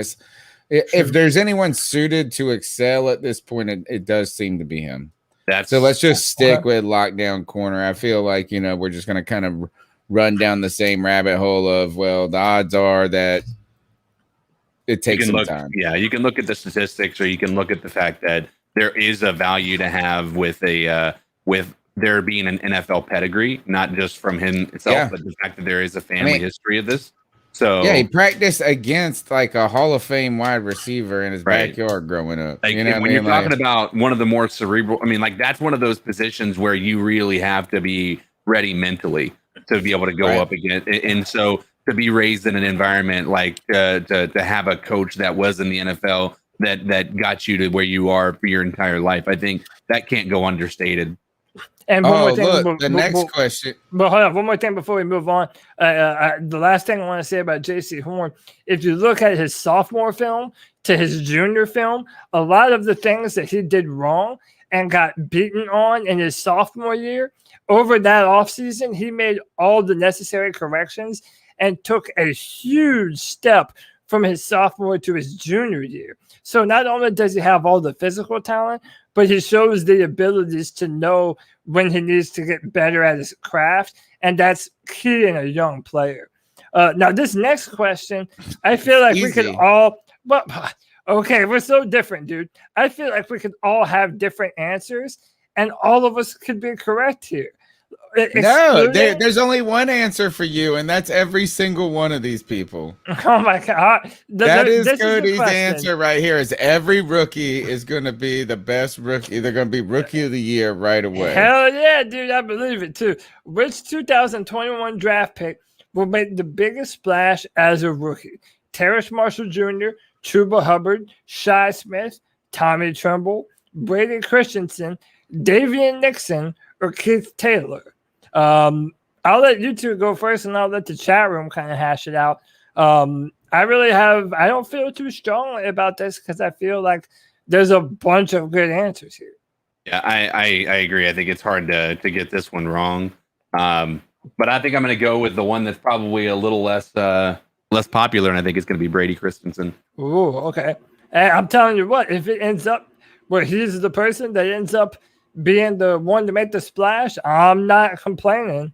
The reason I say biggest splash is, like, I think JC Horn's still going to be a lockdown corner, but being as highly drafted as he is, that's not going to be that's expected. Like that's going to be an expectation almost, being where he was drafted. Whereas Brady Christensen coming in, kind of a lot of question marks. Nobody's really raving about him in camp or anything like that. I think if he comes out and he turns out to be even, a decent left tackle or somebody who's able to protect Sam Darnold and give him the time he needs to be able to excel as a quarterback, I think that's going to be the biggest splash on this team. Yeah, okay. Yeah, I like that answer. Tony? My choice is Davion Nixon. Okay. And I think if you look at Terrace Marshall Jr. first, I think you guys are – I hope he's all this in a bag of chips. But is he going to be a number one wideout in the NFL down the road? You guys are acting like it's a destiny for him. I don't know. We'll see. Chuba Hubbard is that be interesting, right? Is this guy actually has an opportunity to make an impact, right? Is that you have CMC, who the question is, how are they going to continue to utilize him? But if CMC were to have an injury or need anything, is that you could put him in, and running backs, they know how, they can run, right? And they're usually better. You want to talk about one place where they actually transition quickly. Does seem like running back, as long as it's not pass protection. That's where they always say. Shi Smith, yeah. I don't really think he's going to have a chance of cracking the wide receiver core at this point. We'll see. I think it'll be a special teams. Like there's only so many people you can put out there. I'm sorry. And like, Rob, yeah, 2 1,000-yard receivers out there that are going to get their due and they'll still be playing, Trimble, maybe. Christensen, sure. Possibility. What I like about the Nixon one, though, is it's not even just the player. It's the position group. Yeah. Brian Burns. Like, is that these groups, like we talk about the offensive line being interconnected, the talent on the defensive line really dictates how, like, assignments and so much. And, Derek Brown is such a force. We see, like, if you pair him with somebody like that interior pass rush, when you have so much speed on the outside with Hassan Reddick and Brian Burns, could really be a problem. Like, and it could be an easy position to step into because you got everywhere you look around, you got some dogs beside you, and you just got to run with them. So that's why I'm picking Davion Nixon. All right. Craig Carter says Tommy Tremble to be a beast. A lot of people think that as well. I'm going to make a controversial statement, but I don't care because I 100% believe it too. Terrace Marshall not only will he certainly be the reason why the Panthers don't re-sign Robbie Anderson next year, he might be the reason that the Panthers could potentially be okay with letting DJ Moore walk. I think Terrace Marshall Jr. has the potential to be a number one wide receiver in waiting. I really believe that. You heard me say it here first. I think that if you look at what Joe Burrow was able to do in Joe Brady's offense, and you put that Terrace Marshall was a huge part of Joe Brady's offense at LSU, I think that you're looking at a match made in heaven, and I think Terrace Marshall could have the kind of year that the Vikings receiver guy had, whose name escapes me right now. The guy that played really well for... It starts with a J. Justin Jefferson. Thank you, Justin Jefferson. Again, so I'm thinking I'm thinking Terrace Marshall might be it, man. I really do think that. So, but again, we all had different answers. So it's like, I agree with Dre the Great. Stop it, all right. Craig. All Hey, right, next question. Remember where you heard it first. That's all I'm saying. Next question. If you could get a contract extension done, I think we all know this, with only one of these players before the season started, who would it be? Taylor Moton, Taylor Moton, Taylor Moton, or Taylor Moton? We all say Taylor Moton. 100% Taylor Moton. Next question. Next question. Christian McCaffrey was sidelined for 13 games last season with 3 injuries. How many will he miss in 2021? None. This is None. asking you to be a pessimist asshole. Like no, it's none. And you know what? To be honest, is that I'm not even really convinced by the arguments that so many Panther fans. You know, when someone comes up to you and then you're talking to them and they're like, "Oh, you're a Panthers fan," and then they're like, "Oh," and then they got to tell you, and that's fine. I mean, like, they'll say this is that there's 2 types of fans. They'll come up and they'll be like, "Oh man, Cam, he's just no good." You know, and then you're like, "Oh God, do I really gotta?" You're like, "Yeah, whatever," you know. And then the other fan comes up and says this to me all the time, and they go, "They're running Christian McCaffrey into the ground. He ain't gonna be able to survive this. He can't survive this." And I don't know if I believe. I don't think that's a decided fact at this point. Is that he actually has been very durable throughout his time in the NFL until last year, where he did have his first injury. But I'm not completely of the mindset that he didn't and the Panthers didn't shut him down. I believe that wholeheartedly. I believe they 100%. I believe he could have come back midway through the season after. Like I think he hurt himself a little bit with that Kansas City game, and then no matter what, I don't think it was ever going to be on there. Once they tweaked it a little bit, and he tried to come in, they were like, "Nope." So I just don't. I don't necessarily. I'm just not of the mindset to where I believe that Christian McCaffrey is A, fragile, or B, gotten to that mileage yet. Like, I mean, right? Look at Saquon. I mean, they might be able to run him into the ground, but I think that's 2-3 years out, though.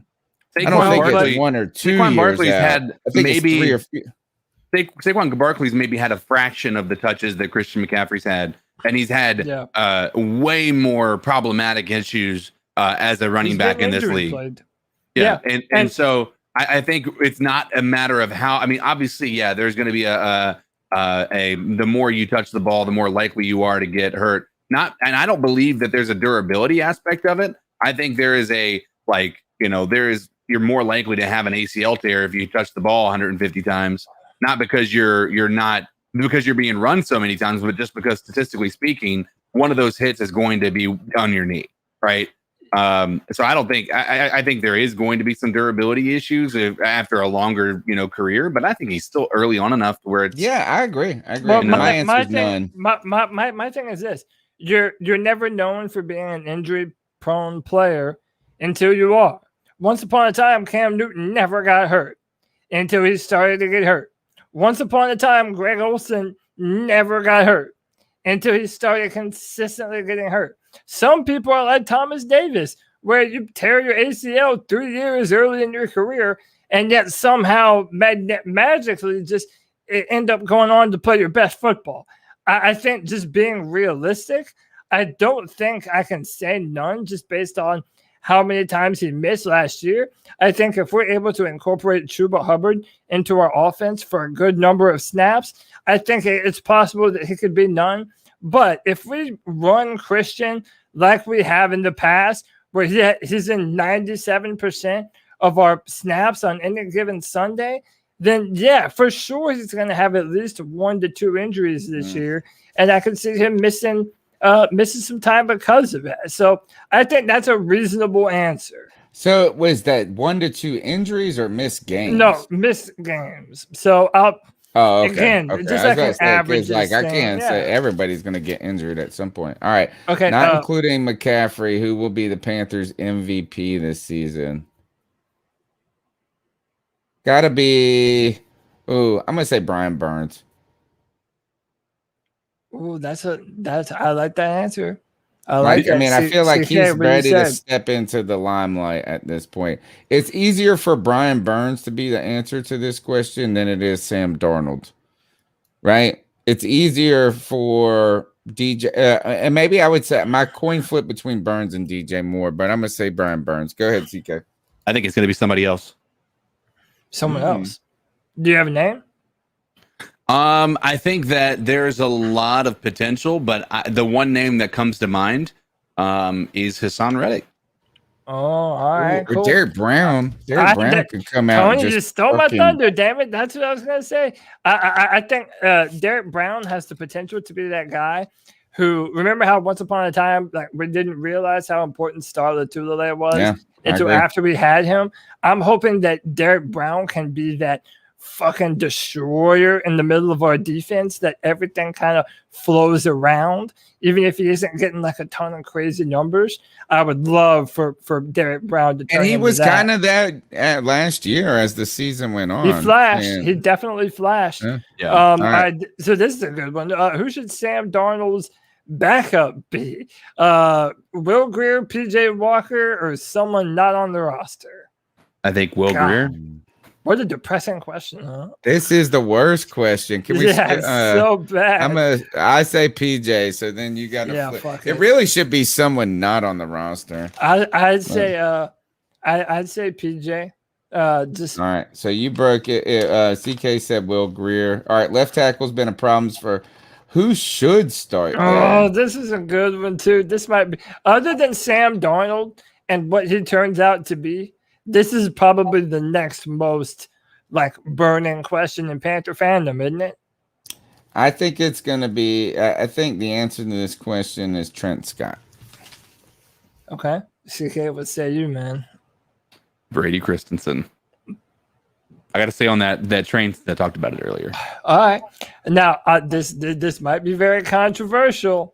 And I'm not saying that's what will happen. If you say Greg Little, I'm going to punch you in your face. Oh, shut up. Greg Little. If I say Greg Little, I'd get up and kick my own self in the face. He said I'd punch myself in the face. Yeah, come on, dude. No, I think, and it's who should start there. The answer might be Taylor Moton. And we might not want to hear that. That might not be the answer that we want to say starts at left tackle. But if he's the best on the team and he ends up having to be the protector of of Sam Darnold's blind side, fuck, if he's the best man for the job and none of the other guys can do it and they have a better chance of filling in right tackle than they do left tackle, then yeah, maybe that is what you should do. I don't know, but it makes sense to me saying it out loud. All right, so who we putting? No, we all had two different answers. It's like there is no one. I know. We'll need the chat room to solve this for us. I want to say this: if we change this question to who will start, I believe it's Cam Irvin. Like, mark me down. He's going to be the one starting at left tackle. I think that's probably a safe answer. Right. I don't like it, but it's probably not. All right, wrong. Let's go to the next one. What best describes your confidence level in Joey Sly? Rock solid with a strong leg. Percentage of longer field goals will improve. Pretty good. Still should have kept Harrison Butker, but can live a Sly. Shaky, can't seem to handle the pressure kicks. None at all. Scott Fitter needs to find his replacement ASAP. I'll go first. I'll keep it short and simple. I say shaky.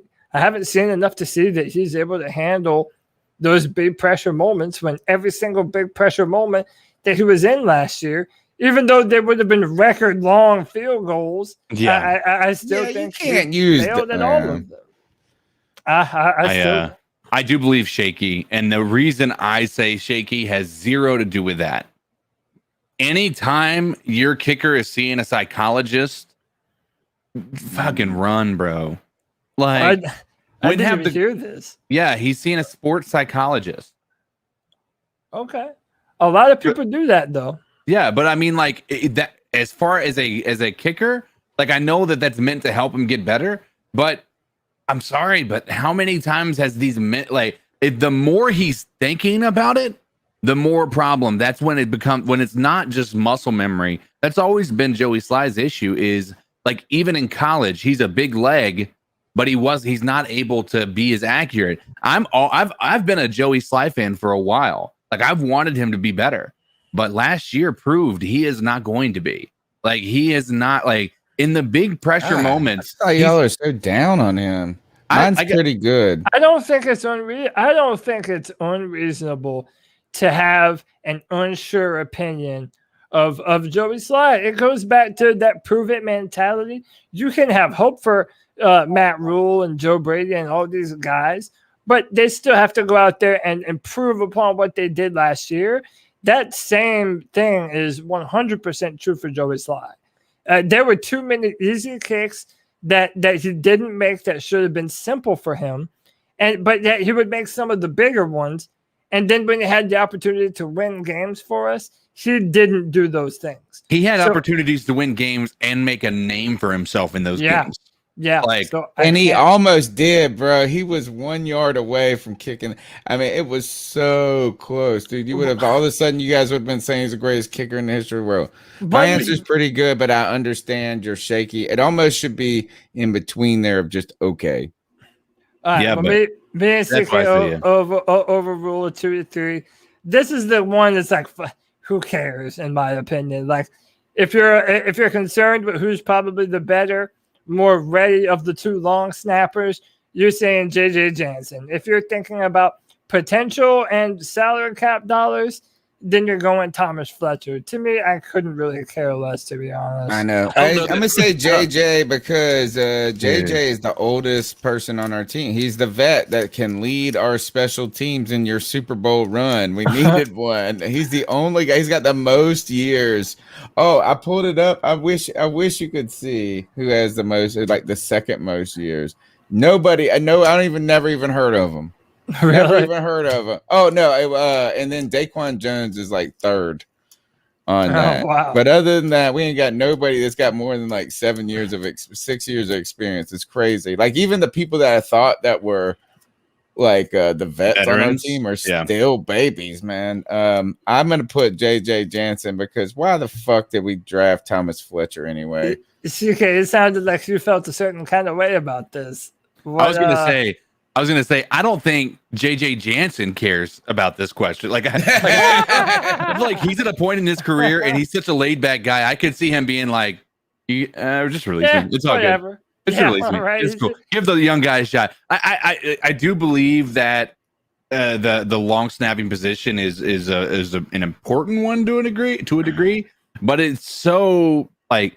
The reason I would pick Fletcher is because of the value of the speed getting down the field is so important. Like those are big hits. JJ Jansen hasn't failed us up to this point, but he is getting older, so we have to start thinking about that. So I think that Fletcher needs to have an opportunity to come in and actually get the reps that he needs for that to actually happen for him. I should probably like JJ Jansen more than I do because something tells me that he's a huge pothead. I don't know what it is. Something tells me that JJ Jansen's been known to blaze up a time or two. I don't know. Maybe I'm wrong. We have 2 more questions left, and then we can get these cat calls and get out of here. Which player is most likely to make his first Pro Bowl in 2021? And my God, I feel like there's 3 really good answers in this. It's Robbie Anderson, Brian Burns, Jeremy Chin, DJ Moore, or Taylor Moton. I'll let any one of you jump in first. Brian Burns, easy answer here for me. I don't hate that. Yeah, answer. There's 2 answers that are the strongest ones, and that is Brian Burns and DJ Moore. Taylor Moton again, is like depending. He'll be up there too. He could be up there. It just depends. And if he does make the Pro Bowl, then talk about cha-ching for him. I think that Jeremy Chin's a long shot because look, I hope he's awesome. I hope he's going to be the greatest player ever. But like, it's almost hard to eclipse what he did in his rookie year. That's what I'm getting ready to say. And there's also a term called the sophomore slump. And then with Robbie Anderson, Jesus, I mean, Terrence Marshall Jr. is going to replace him in training camp, obviously, and he has no chance. So for me, it's Brian Burns. Shut up, Kevin. No one's listening to you say Shaq Thompson. No, I'm just gonna go ahead and pick the easy answer. I actually think Jeremy Chin could easily make a Pro Bowl. I do agree as well, but because it kind of seems to me like all indicators are pointing that Jeremy Chin's our new Luke Kuechly, guys. That he's the guy that's on there, in his playbook, trying to be a leader both on and off the football field. But I think Brian Burns, I'll go with CK and use that as a tiebreaker because I think he has the potential to be a premier NFL edge rusher that you speak of when you talk about the likes of Von Miller and Khalil Mack and some of these better edge rushers. I think that year 3 is when you're really going to see him put it together. And then our final question, what position group are you most concerned about? You probably already know my answer, so I'll just let you all it's Cody's saying safety, right? Because you're concerned about Trey Boston. God. Oh, he's gonna say safe. Oh, I think that right now our depth, when you look at even Deontay Brown and David Moore, who we picked up undrafted. I think that Matt Paradis and all these other guys that are mentioned, like, damn, if some of those guys can't turn out to be serviceable offensive linemen, like we really fucked it up if none of those guys can do anything. Whereas I maintain our safety position is barren. It's barren. We have no legitimate other than Jeremy Chin, who again we're kind of moving from safety to linebacker. He's at that real hybrid kind of player. We have no idea what we have at the safety position, and we know that we're in the NFC South where everyone's trying to throw the football 50 yards down the field. At least they were. I mean, it's worrisome. Well, Jameis Winston doesn't really say that it's going to change for the Saints. I think Matt Ryan's still going to be aggressive. And then Tom Brady, of course. So I don't know. I mean, maybe I'm wrong, but I'm really worried about that safety position to the point where I hope that we make some kind of move to bring in a player before the start of the season, even if it's just another warm body. It doesn't have to be a world beater, but someone that can plug and play, and you know that they're not going to be a total liability out there. Kevin's right. I mean, quarterback legitimately could be this, right? But we're all wishing that we're wishing into existence that it's not going to be a problem. That's going to be a great solution. But I think offensive line is my answer here. Okay, CK, what say you, man? This is hard because I kind of the biggest. I want to like the easy answer for me is the offensive line, but I agree with Cody. I think we have so many pieces that we brought in. Somebody is going to be able to make that step up. And then I think we have more depth on offensive line than we've had in a long time. Just based on what I've seen happen this offseason and in the draft. Still don't have a left tackle though. We don't know that for sure. Yeah, well, you know what? We said that every year. We thought we didn't have one too. Yeah, but I mean, again, at some point, we've got to have that come back in our favor at some point. I can't be mad at the pessimism Tony shows toward that position. No, absolutely just not. Because of the revolving door that it's been. It's like, since Jordan Gross left. I mean, it's one of those circumstances again where it's sort of like the quarterback, except for worse. Like we haven't seen an actual franchise left tackle that we're going to be able to keep in the building for 5 to 10 years with since Jordan Gross left, and that happened. That's been almost 10 years. So we've been in a even though we've had serviceable years, with in our 2015 year, and I mean, there's been other ones. Don't get me wrong, we haven't had all garbage, but we have not had somebody we can look at. All garbage, homie. Like if Cam Newton weren't there, the person would have been dead. You wouldn't know why he's so hurt all the time. They do say that damn injuries because you didn't give him any damn protection. But all right, do you think that there's any credence to the fact they say it's a lot harder to block for rushing quarterbacks? Yeah. Well. Yes, I mean that's legitimately yes, I do believe that, but I think if anything, maybe there's some to what to being too tall when your drop is so deep. I think like if there was anything that really, I don't think it was Cam's mobility that made him hard to block for. Maybe he would hold the ball too long, and then you're like asking the offensive line to block longer than they should. But for Cam, when he took a 5-step drop, it was like a 27 drop. You know, man, look. And Ron said this one time, and he was trying to defend Matt Khalil, and it was like, oh, they're trying to, you know, you got to climb the pocket more, and they're trying to get to get to know each other's depth. So I think Cam's like that. For me, that was the harder thing. He's like he had trouble stepping up into the pocket because he's so big. You know what I'm saying? Like it's like you can only take one step forward, and he's already there. So I thought I'll give you that more than I'll say it's just difficult to block for a running quarterback. Yeah, I only ask because like I know that is something that is said, and it's and it could be just to kind of feed into the stigma that people have against the dual threat quarterbacks. You know, like Cam, like Mike Vick, everybody kind of said that when you know offensive line hard to block for them. You know, so let's blame it on the quarterback instead. But you know, I just like I said, I don't think we've had like I think we've had majority garbage, but I think it's hard for me to say that like we've had every year garbage, but we haven't had somebody's consistent that we are looking for that we don't have. We've had every year has been a question mark at left tackle, and that's what I have a problem with. Like it's exhausting. Are you more concerned about offensive line or safety?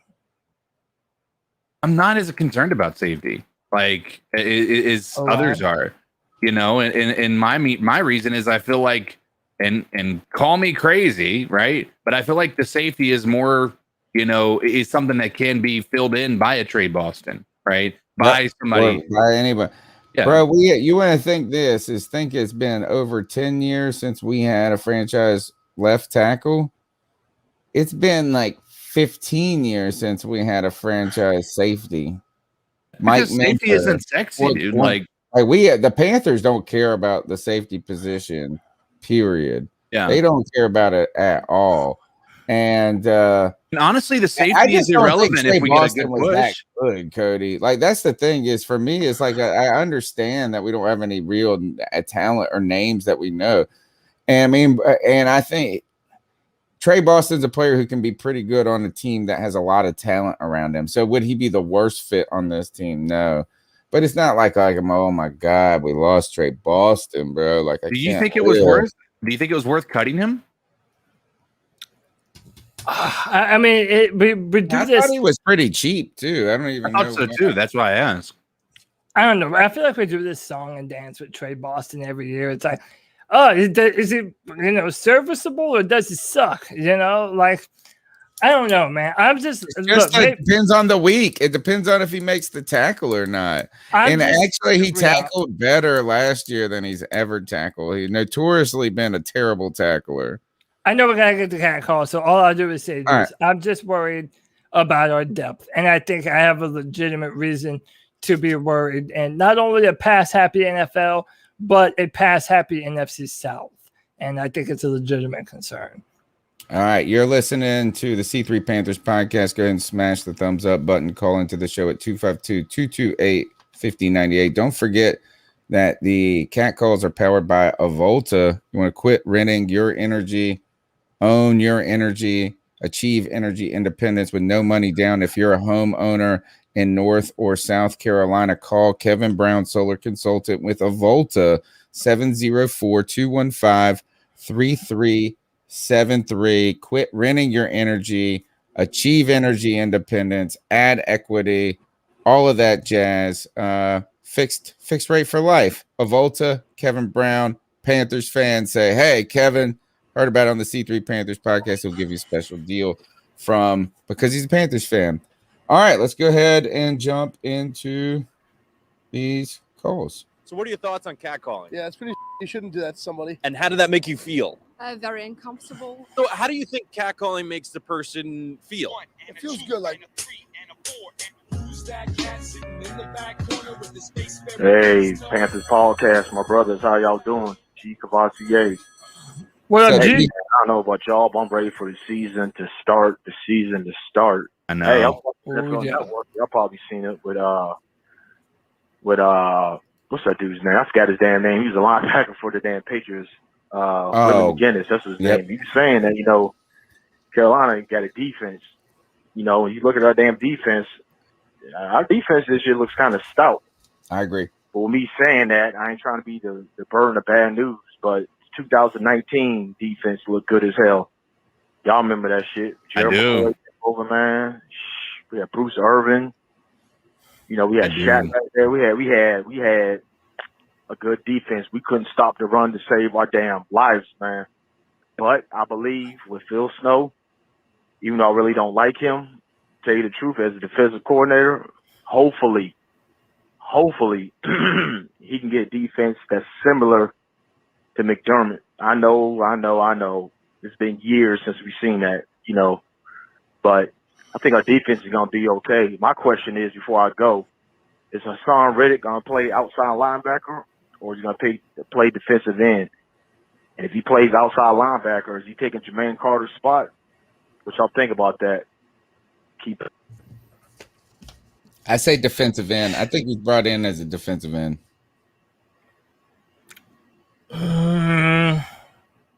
Yeah, I kind of have a. I mean, do we really have an indication either way of what kind of defense that we're gonna run? Because what I was saying last year, and I know you guys probably remember this, is we were kind of handicapped in our defensive scheme as to what we could do as opposed to what we wanted to do, right? A lot of people complained about that 3-3-5 college-style defense that we ran, and I was always saying that we basically just did because we really didn't have a lot of better options. Right. So I think that Hassan Reddick does kind of give us the position versatility, which, again, we know Matt Rule covets in players. I think that Hassan Reddick, I think, is someone who's probably going to be doing a little bit of both. But I think they probably envision him more as a 3-4 outside linebacker whose primary job is to pass rush on third down and second and long in situations. Isn't that where he struggled in Arizona, though? The 2 years before was in a 3-4, and then when they went to the 4-3, he has 12 sacks. So you know how everyone's now like Joey the Blind Panther is talking shit about Isaiah Simmons in the chat and how he didn't pan out or that Isaiah didn't live up to the hype. Well, you could kind of say that Hassan Reddick was the original Isaiah Simmons and that he was drafted high, but they didn't really know how they wanted to use him. They didn't know if they wanted to make him an off-the-ball outside linebacker or an inside linebacker, or if they wanted to have him on the edge. They kind of didn't really know where to use him. And the final 2 years, he turned it on and really kind of, lived up somewhat to the potential. So I really, it's hard to say. I think his best football has been played when he's able to pin his ears back and be aggressive and get after the quarterback and try and sniff out those bubble screens and those, fake plays, the jet sweeps that NFL offenses are trying to do so much of now. So I think he's in a good position to do exactly that here in Carolina. And I think him and Brian Burns has the potential to be a vicious 1-2 punch on our defensive line. That's what I was going to say. I was going to add to that saying, I think that Brian Burns has his career year that is going to put him in the Pro Bowl because he's going to have a compliment on the edge there in Hassan Reddick. I agree. Could you imagine if Derek Brown pans out at the same time that those guys do? Or the guy that played pretty well from Penn State last year. What was it? What's his name? Yeah, Detroit Gross Matos. That's another name that we kind of you got that. all about. I think we're just going to have some horses now. And I don't want to, that's why I think Hassan Reddick's going to be edge. I think it's going to be run him at edge on this play and then maybe put him standing up at outside linebacker, but he's still rushing. And then you have YGM on the edge, right? I think that you're going to see, and he does he's like a stand-up defensive end is what I would call him, Hassan Reddick. But we'll see, man. I think we're gonna have so much speed with those guys on the field. It's gonna be cool to see. I'm hoping for defensive end. Good question though, for the first cat call. All right, let's go to the next call. Hey, Tony. Hey, guys. What's up, Chuck calling from Chuck? Elizabeth City. What's up, Chuck? I know it's a slow week, and beginning to watch the beginning of your podcast, and things are coming to a screeching halt. But there is one thing I noticed in the news that's kind of indirectly related with the Panthers, and I guess in 2022 they're talking about letting teams go back to throwback helmets. And I know before, not political, but a public safety issue. If you had all these players and you had more than one helmet, and I don't see what the problem is, but it was something they brought up and addressed, but now they're saying it's okay. I know Tampa Bay will probably go back and use the old Buccaneer Bruce, the kind of guy looks like Tom Brady on the helmet. And the Patriots will probably use Pat the Patriot where he's getting humped over while he hikes the ball. Which is a dope logo. God forbid Cincinnati Bengals use that hideous Bengals writing on their old helmet. Yeah. But we really can't do that because we've had two helmets and they both almost look identical. Yeah, it's hard to tell them apart. A lot of people think that we should go to a black helmet, which wouldn't be a throwback, but it is something to think about. But I'm one to raise my hand and say, I don't think the Carolina Panthers need to change their colors, their uniforms, the logo, the silver helmet. All right, Jerry Richardson. Perfectly okay with what we got. I love the all-white uniforms. It reminds me of Steve Smith with those blue socks. Let's not change anything. Let's keep the tradition rolling. 30 years or more of this, and that's longevity. That looks good on a franchise. I can't disagree more. Chuck, thanks for the call. We love you, brother. Good part of the show. Always been a great caller. I can't disagree more. Is that, first of all, why has the NFL not done this sooner? The fact that we got to wait till 2022 is fucking ridiculous as it is. Right? We got to wait a whole year. Like, this is exciting news, and then you realize, wait a second, we got a whole 18 months before we get to see anybody wearing a different helmet. And because it's ridiculous, it's bogus that they can't have more than one color helmet because of player safety. Like, they don't have enough people to inspect, or like they don't manufacture the helmets the same. Like, gosh, we need an alternate helmet. Why is the NFL so? This shows you the behemoth and how much money the NFL can make. They can do stuff like this. They could be like 12 years behind everybody and still make a bunch of money off of everything. Panthers, black on black on black. Dope as fuck. The problem is we always lose in those black damn jerseys if it black on black. But if we had a black helmet, we had a black helmet. Or what if we had like the turquoise or the Carolina blue helmet with some black? Like, that would be fly too. I mean, I want alternate helmets. We can't have a throwback. You're right about that, Chuck. No throwback for the Panthers. It's about trend setting. Well, maybe it could be do our old logo, which I don't even know why you. No, it's the same. It's just like it's like facing the different way. Just like the eyes are different. Like it just teeth, looks like it was drawn in the 90s versus the newer one is sleeker and cooler and stuff like that. But ultimately, I've been saying for a while that we need to change our uniforms, and that's not saying that there's something wrong with them. And people get all upset and offended, like, oh, ours are perfect. We don't need to update them. That's how you become a classic uniform. And yeah, there's some degree of truth to that too. But I think there's also a point when you have to understand that your look isn't necessarily considered iconic, and it can be upgraded. And teams have done this. The Denver Broncos have done this a number of times. The Seahawks have done it. Like teams, the Dallas Cowboys, and nobody wants to be the Cowboys, especially now. Maybe when they were winning 5 Super Bowls, but like, teams update and upgrade their look. And I think, and can you be iconic in this day and age? I don't even know if that's like it's possible anymore. There's so many photos out there, this and that. It's not like we can just all of a sudden become the Jerry West, or isn't that who is the NBA logo or whatever? Yeah, like, but even still, like a lot of the ones that are considered classic, like you're talking about the Raiders, because they're from the an Packers. age before, Yeah. like where you listen to it on the radio and you Right. like didn't know anybody that owned a jersey. Now we buy Right. jerseys every year. 100%. That's why to me, it's like, I'm all for a black. The only reservation I have about the all black is that so We're not many good. teams now, dude, how about this? We would be the third team in our own division that has like minus the Saints because their helmet's gold, but there are 3 teams that have black as a primary color. And if we were to go all black, we would, like, the Jaguars have all black, the Ravens I feel have like an all our black. blue pops better. Like I feel like our color scheme with the Yeah. black, the silver, and I our agree. Carolina blue pops better than like the Jacksonville Jaguars. I agree. Whatever that color is, like the color of the ocean or whatever it is.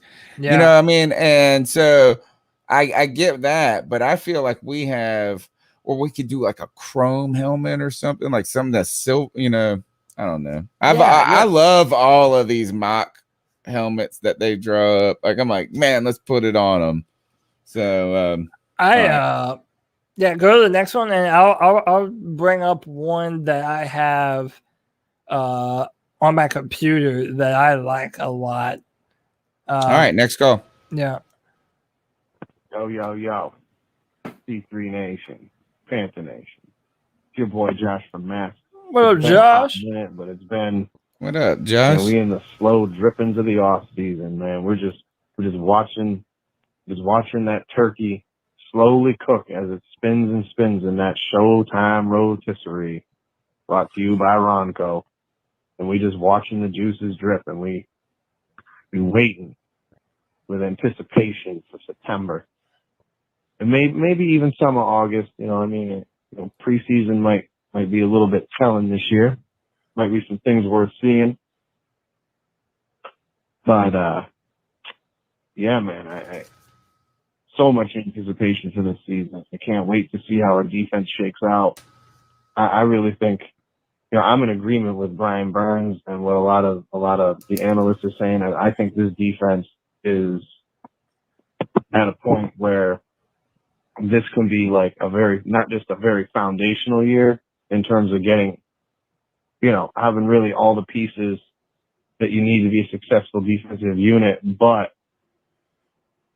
getting them together, getting them to work together, and getting them to truly be dominant, man. I mean, if what we saw at the end of last season was any indication as far as, this defense rounded into shape, man, it could be scary. And I mean, it could very well turn into, call me crazy. I don't see why we can't be a wild card playoff team this coming year. Unfortunately, with Tampa in the division and their whole deal, we probably ain't winning the division this year, but I think we're going to thump the Falcons. I think we'll split with the Saints and the Bucks, man. I don't know if we'll even pull one, but I'd love to. I'd love nothing more than to watch Week 18 with Brian Burns to just rip Tom Brady's legs off and beat him with them, man. Man, that'd be so great. That'd be so great. As far as the offense goes, man, that's the big question mark to me is the offense. It's what's going to become of Sam Darnold? Is this line going to do anything resembling shaping up, rounded into piece, or is it going to just be, the tale of a lost season for an offense with so many playmakers, but a quarterback who's so-so and a line that's so-so? Let me know what you guys think. I'm out of time. Josh from Mass. Out. See that helmet? I like. That's what I'm talking about. Yeah, I see. Imagine black. This is the combo that I was talking about. I like the updated numbers, how the numbers kind of look like how the letters of our Panthers look. Yeah. I like the more sleek color lines on the sides and under the armpits. I think that's just a better design. I love the numbers. And then tell me that helmet isn't the sexiest thing you've ever seen, dude. If the Panthers could have that helmet, and have a combination of these two, dude, that's the ultimate Panthers combo. Like I would Unreal. love nothing more than to have that combo right there. I think we're in need of it, I would even say. But again, what do I know? All right, back to Josh's call though. I think he's kind of spot on with a lot of things. Is that first? It's the doldrums of news time, and we've went through all these questions and talking about it. But the defense, I believe, a lot of people saw enough life in it towards the end where it got better and better each week. And Jeremy Chin looked like he could be a superstar in the making. Brian Burns just continued to impress. And Phil Snow even got better. I think that we have the expectation that the defense could be very good this year, right? And if they're not very good, it's going to be somewhat disappointing. The offense, again, I think Josh is right on. It's just a big, giant question mark. Is that there seems to be a lot of pieces there, but at the same time, it could not work at all. So it just coming back to the quarterback question. I think that's going to be it. All right, last call of the night. What's up, C3? This is Diesel Drew. I just want to say, Diesel Drew, what's up? Panthers might be one of the most underrated defenses coming into this year. I think we're definitely top 15, maybe breaking into that top 10 category under the radar. And I want to say that shout out to Rashad and Dave on PNP. I think they brought one of the most interesting points post-draft offseason this week. Chris Sims posted Sam Darnold as being a top 20, I think 19th overall out of 40 rated quarterbacks going into this season. So my big question is, if Sam Darnold is coming in somewhere around 19th overall, is that good enough for the Panthers to make the playoffs? Yes. I'll leave it at that. Man, no and maybe. I mean, is that like that's like Teddy Bridgewater. 23 was, 20. What was I mean, I feel like, you have to be better. I think he's going to have to be top 15 quarter. Doesn't every quarterback that makes the playoff have to be top 15 kind of? The problem is like it's like you can sit there and say it's all subjective to like he could be a top 10, but because the team doesn't do well, they're not going to put him in that top 10 category, right? Or he could be a bottom 5, but because the team did really well, like it's going to make it look like he's that much, like he's a better quarterback. So but the answer is yes, then, because Deshaun Watson was a top 5 quarterback or top 18 quarterback, and they didn't make the playoffs. Yeah, true. So the inverse should be true as well. Yeah, I think it is possible for us to make the playoffs with the 19th ranked, quarterback, especially given the talent that we've put around him. A lot of times these quarterbacks are ranked the way they are because they're, really not filled with a lot of hope. Now you can also put in the Jameis Winston into that category and say, well, he was given every opportunity with as much talent as he possibly could get on that Tampa Bay team.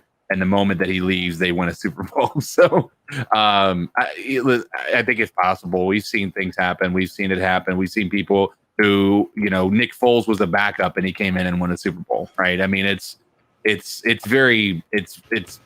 all going to be dependent upon the team and the way that the game is, coached and whatnot. So I think it's still possible to win, get to the playoffs with a 19th ranked quarterback. All right, those are the cat calls. Be a part of the show every Tuesday night live, 9 p.m. YouTube, Facebook, Periscope. Go ahead and smash the thumbs up button. Be a part of the chat. Subscribe. Tell a friend about it. I know it's the doldrums, but we got to keep growing this podcast and Panther Nation together. You can do that by being a part of the show at 252-228-5098. Before we go and get to the Ice Up picks, I do want to just run down this list because I went and looked at these videos of us, or the C3 Panthers podcast, the evolution of it. But I'm going to go last year because I was like, man, what the hell are we going to talk about? You know what I mean? Like, I mean, is that thank God we don't have any injuries to talk about or rest to talk about. This is a good moment for that. Last year at this time, we were talking about the newly releasing HBO Max. That was one of the subjects of our show in the last week of June. Is that hey? Also, a storyline in that was Funchess opting out because of COVID, and Michael Pilardi was waived because of injury. In 2019, we were on Shindig. Ooh. The greatest thing that could have been that never was. Yeah. That ultimately, like, it's like cooler than StreamYard.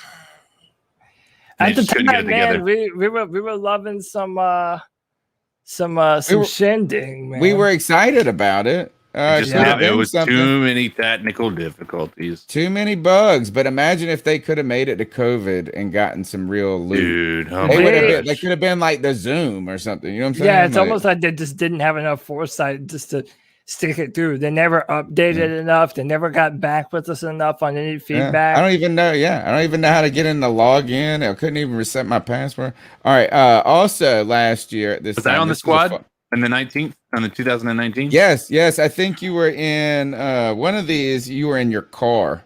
I think that was last in 2019. You were in your car, maybe on your way home from work. Yeah, probably. Where I was sitting in the McDonald's parking lot using their Wi-Fi. Also in 2019, a fun story that we talked about was Cam offered $1,000 to someone to switch seats on a flight home back from Paris, and the person said no. And we talked about whether or not he offered enough. He started at $850. It was a trip on the way home from a fashion show in Paris. 2018. The first time or the earliest June that I've seen Cody Lashley on the show. Tony, Joe, Mel, and Cody talked about zero news. And there was nothing to talk about except for we were like, one of the things that we made a point was my point was thank God there's nothing to talk about, because this past year we had to talk about the sale of our team. Yeah, the return of an old GM, like everything we have talked about has been awful. So let's not talk about anything. But here, let me see if I got this. I want to see if maybe you guys can. Let me see. Can you hear this? Not hearing anything yet. Up. Okay, right. Because I turned off the audio on this one. Hold on. They did sign his 5th-year option. Now, of course, they could always cut him, but they did pick that up. He definitely has something left to prove, man. And it's funny that you always hear him talking about Cam Newton and how he's in his 7th or 8th year and he's so immature.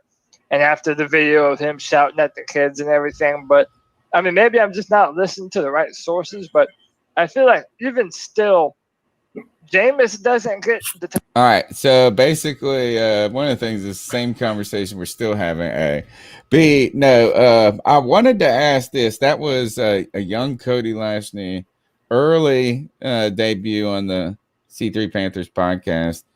Full-time member, and what was that? The time he was yelling at the kids at the 7-on-7? Was it been that long? Was it 2018? Really? It feels like. That was like last year. No, that happened last year as well. No. Again? So what was the yelling at the kids? I wonder what that was. I was trying to remember. I can't remember it. So there was the instance when Cam Newton was like screaming at the kid that was clowning him on the sidelines. That was this year. That's with him. Yeah, but that was this past year. So then, what were we talking about? I don't know. What were we talking about then? It was interesting. Yeah, that's funny. I do feel kind of better though that now, like, we know at the end of June, no matter what, when we're doing a podcast around this time, we're struggling to find shit to talk about, like no matter what. But somehow we still go 2 hours. Yeah, 2017 was Cam and rehabbing the shoulder injury. Yeah. Second clean out, I think.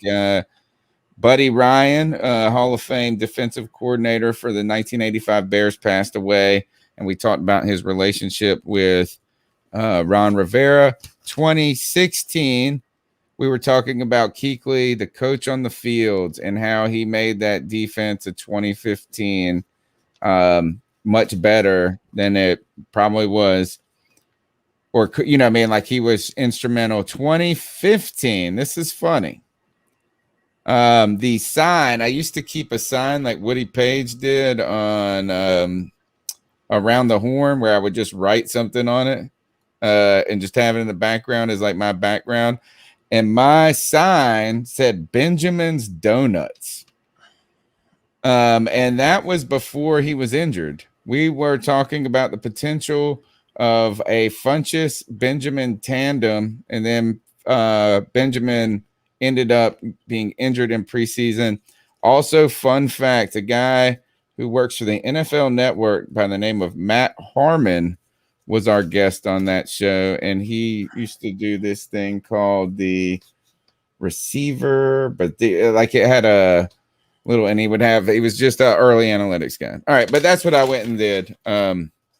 That's the show. We got to ice some fools up and then get the hell out of here. My ice up pick, I'm going to go ahead and just move this along. I don't really have a lot of great ones. The ones I have, I can't say on the air in case my mom is watching. I did have one about, so I got an Oculus. Like, I know what you were going to say. Maybe I do. Oh, did you get into that? Did you get into that? That real that virtual reality, baby. But I bought one used. My boys, he had it, and my kids, like, it's cool. It's cool stuff. It's just way more bizarre. It's better than you would think it is. Like everything on the Oculus, I put it. I was like, oh, we're gonna look at some 3D. We're gonna play this game, and you're like, oh shit, this is crazy. We played a Walking Dead game. Yep, pretty cool. But my ice up pick is the Montreal Canadiens, who got their ass whacked in the first game of the Stanley Cup playoffs by Tampa Bay, and it's kind of, I'm sad that I'm icing y'all up, but you probably don't got what it takes to beat Tampa Bay, man. Tampa Bay just just a reigning NHL Stanley Cup champs, look like it's going to be easy work for them. So Montreal, I hate Tampa. So ice up, get it together, and get it together on the ice. All right, who's next? You go, Cody. Yeah, so I'll go ahead and share this because I actually saved this 2 weeks ago, but I had forgotten about it, and I was just now remembering it. So a few weeks ago, HBO had this thing happen where HBO Max, well, I'll just read their tweet. They put, we mistakenly sent out an empty test email to a portion of our HBO Max mailing list this evening. We apologize for the inconvenience. And as the jokes pile in, yes, it was the intern. No, really. And we're helping them through it. So it was like a common thing on Twitter that like everyone's trying to reassure this intern that made this big fuck up that, hey, it's okay, people fuck up. And one of them is the reply to that tweet. And it's this woman named Cassie, and I just thought that this was hilarious. She put, "Dear intern, I was using my desktop calendar to make a monthly note of when I started my menstrual period. But after several months, I realized I was making that note on a calendar I shared with all of my colleagues company-wide. I was 37 years old." And I've read that. I'm like, oh my God, what kind of a dumbass did you have to feel like upon reading that you've been letting your entire set of colleagues know when you start your period? Like, oh, dude, that has to feel so terrible. I'm calling out of work today, Cassie. Yeah, right. It's the week before that's the worst. If you have a wife, you know this. It's the week before for me, and it's like it's the build up, and you're like, that's all shit. Cassie's gonna be on the rag. You know, today's gonna be fucking hell. No team building workshop this week. Oh, I just thought that was I thought that was funny. I thought that was worth sharing. And I wonder what the email was. I hope somebody told us. Like, what the hell did they say? What, like what? You mean the HBO one? Yeah, I like. Yeah, what it was. It was just like, can you believe we're raking these guys over the coals for? It was like something about like a promotion and to see if they were signed up for it, but it turned out to just be bullshit that like nobody was actually even paying attention to. But I don't know. I thought that was funny. I thought it was worthy of an ice up pick. So ice up to Cassie, although she was trying to make someone feel better. So I guess I can't ice her up too hard. But yeah, that was funny. Shout out to Diesel Drew, left his first message on the Cat Calls line, 252-228-5098. You better be one of many. And homie, if you are new to the show, I feel like I've seen your name around before, but wait until this season gets popping, that post game gets come on. You think that this show's long, it's going to go on and on and on. The last call served. All right, CK, you got ice up? And I did, but I completely forgot it. Like I was had it ready, and I remember I was like the entire time I'm like, I better not forget this when it comes to it. But I'm you put it on your menstrual calendar? That's what I need. I need to write them down, I guess, because like I always like when I do have one, I always forget it. So what I started doing forever ago, when I find something that I think is worthy of an ice up, I have a little favorites folder. And I just added to that ice up folder. Yeah, you got to. Yeah. I've been, my thing with the ice ups is I've been staying away from like society a lot. Like I haven't been looking too far into news. Actually, you know what? I'm gonna ice up. Oh, this is here. I'm gonna give you your ice up pick. This is my honorary one. To the people who knew about the $9 million in repairs that need to be done to that building. Oh my God. In Miami for the last 3 years since 2018. Have you seen the video of that building collapsing? I haven't seen the video. I saw the aftermath. Dude, you have to go watch the video. Well, I mean, you don't have to. It's fucking crazy, dude. Like the whole middle of this building comes down, and then the right side in just like 5 seconds. They said people inside could hear it pinging, cracking. My mom is convinced it was a controlled demolition.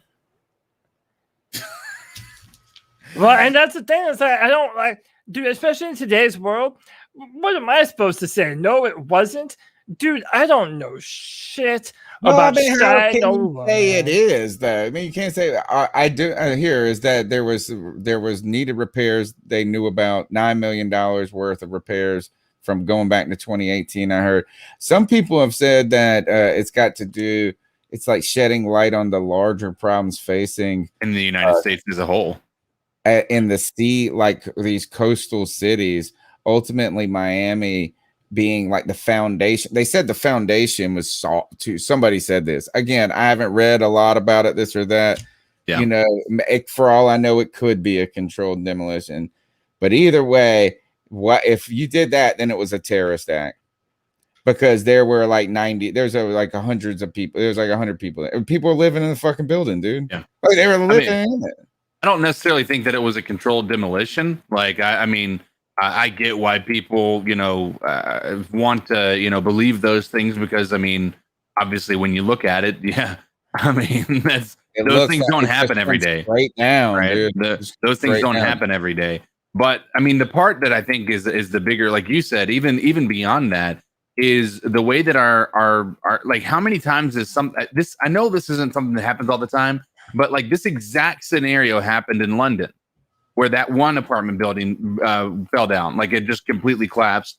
And it was because of somebody else. They had an engineer go in there and they gave them these warnings that the structure wasn't strong enough and nobody did anything about it. Yeah. Like, and it's becoming like, I mean, listen, our infrastructure as the entire country right now, there's a reason that our infrastructure is falling apart. Like it's because we don't invest in it. And it's because a lot of the people that are investing in it, like, Korea or something like that, obviously they have their own problems. But I mean, we really need to focus on the infrastructure of this country, man. It's just going to fall apart. Like, might be a wake up to landlords. Yeah. There's a Florida is notorious for sinkholes. Yeah. That's what a lot of people thought it was at first, because the type of stone that is like prevalent Limestone. limestone, it's super corrosive to water. Like if water you can put some of it under a hose and you can watch the stone just melt away. And like that's literally what Florida is built on top of. Like they have crazy sinkholes. Well, and we we tap into our water, groundwater a lot, and like Italy's been having this issue in one of their towns where like their entire city is sinking. Like it's like going like it's insane because they're using the water. Yeah, I think it was also built on the water, like it's like a floating city. Oh no, I'm talking about one that like they're utilizing the water that is supplying their city is directly underneath them. Like, and it's groundwater. It all out, and now they're it's just sinking. Yeah, and so like every year it sinks like 6 inches. Crazy. All right, that's the C3 Panthers podcast, brought to you by CarolinaCatChronicles.com. Every Tuesday night, check us out. Smash the thumbs up button, be a part of the show. Follow me on Twitter at @cat_chronicles. Where can they check you out, Cody? Yeah, you can find me at Cody Lack at gmail.com. I mean, no. By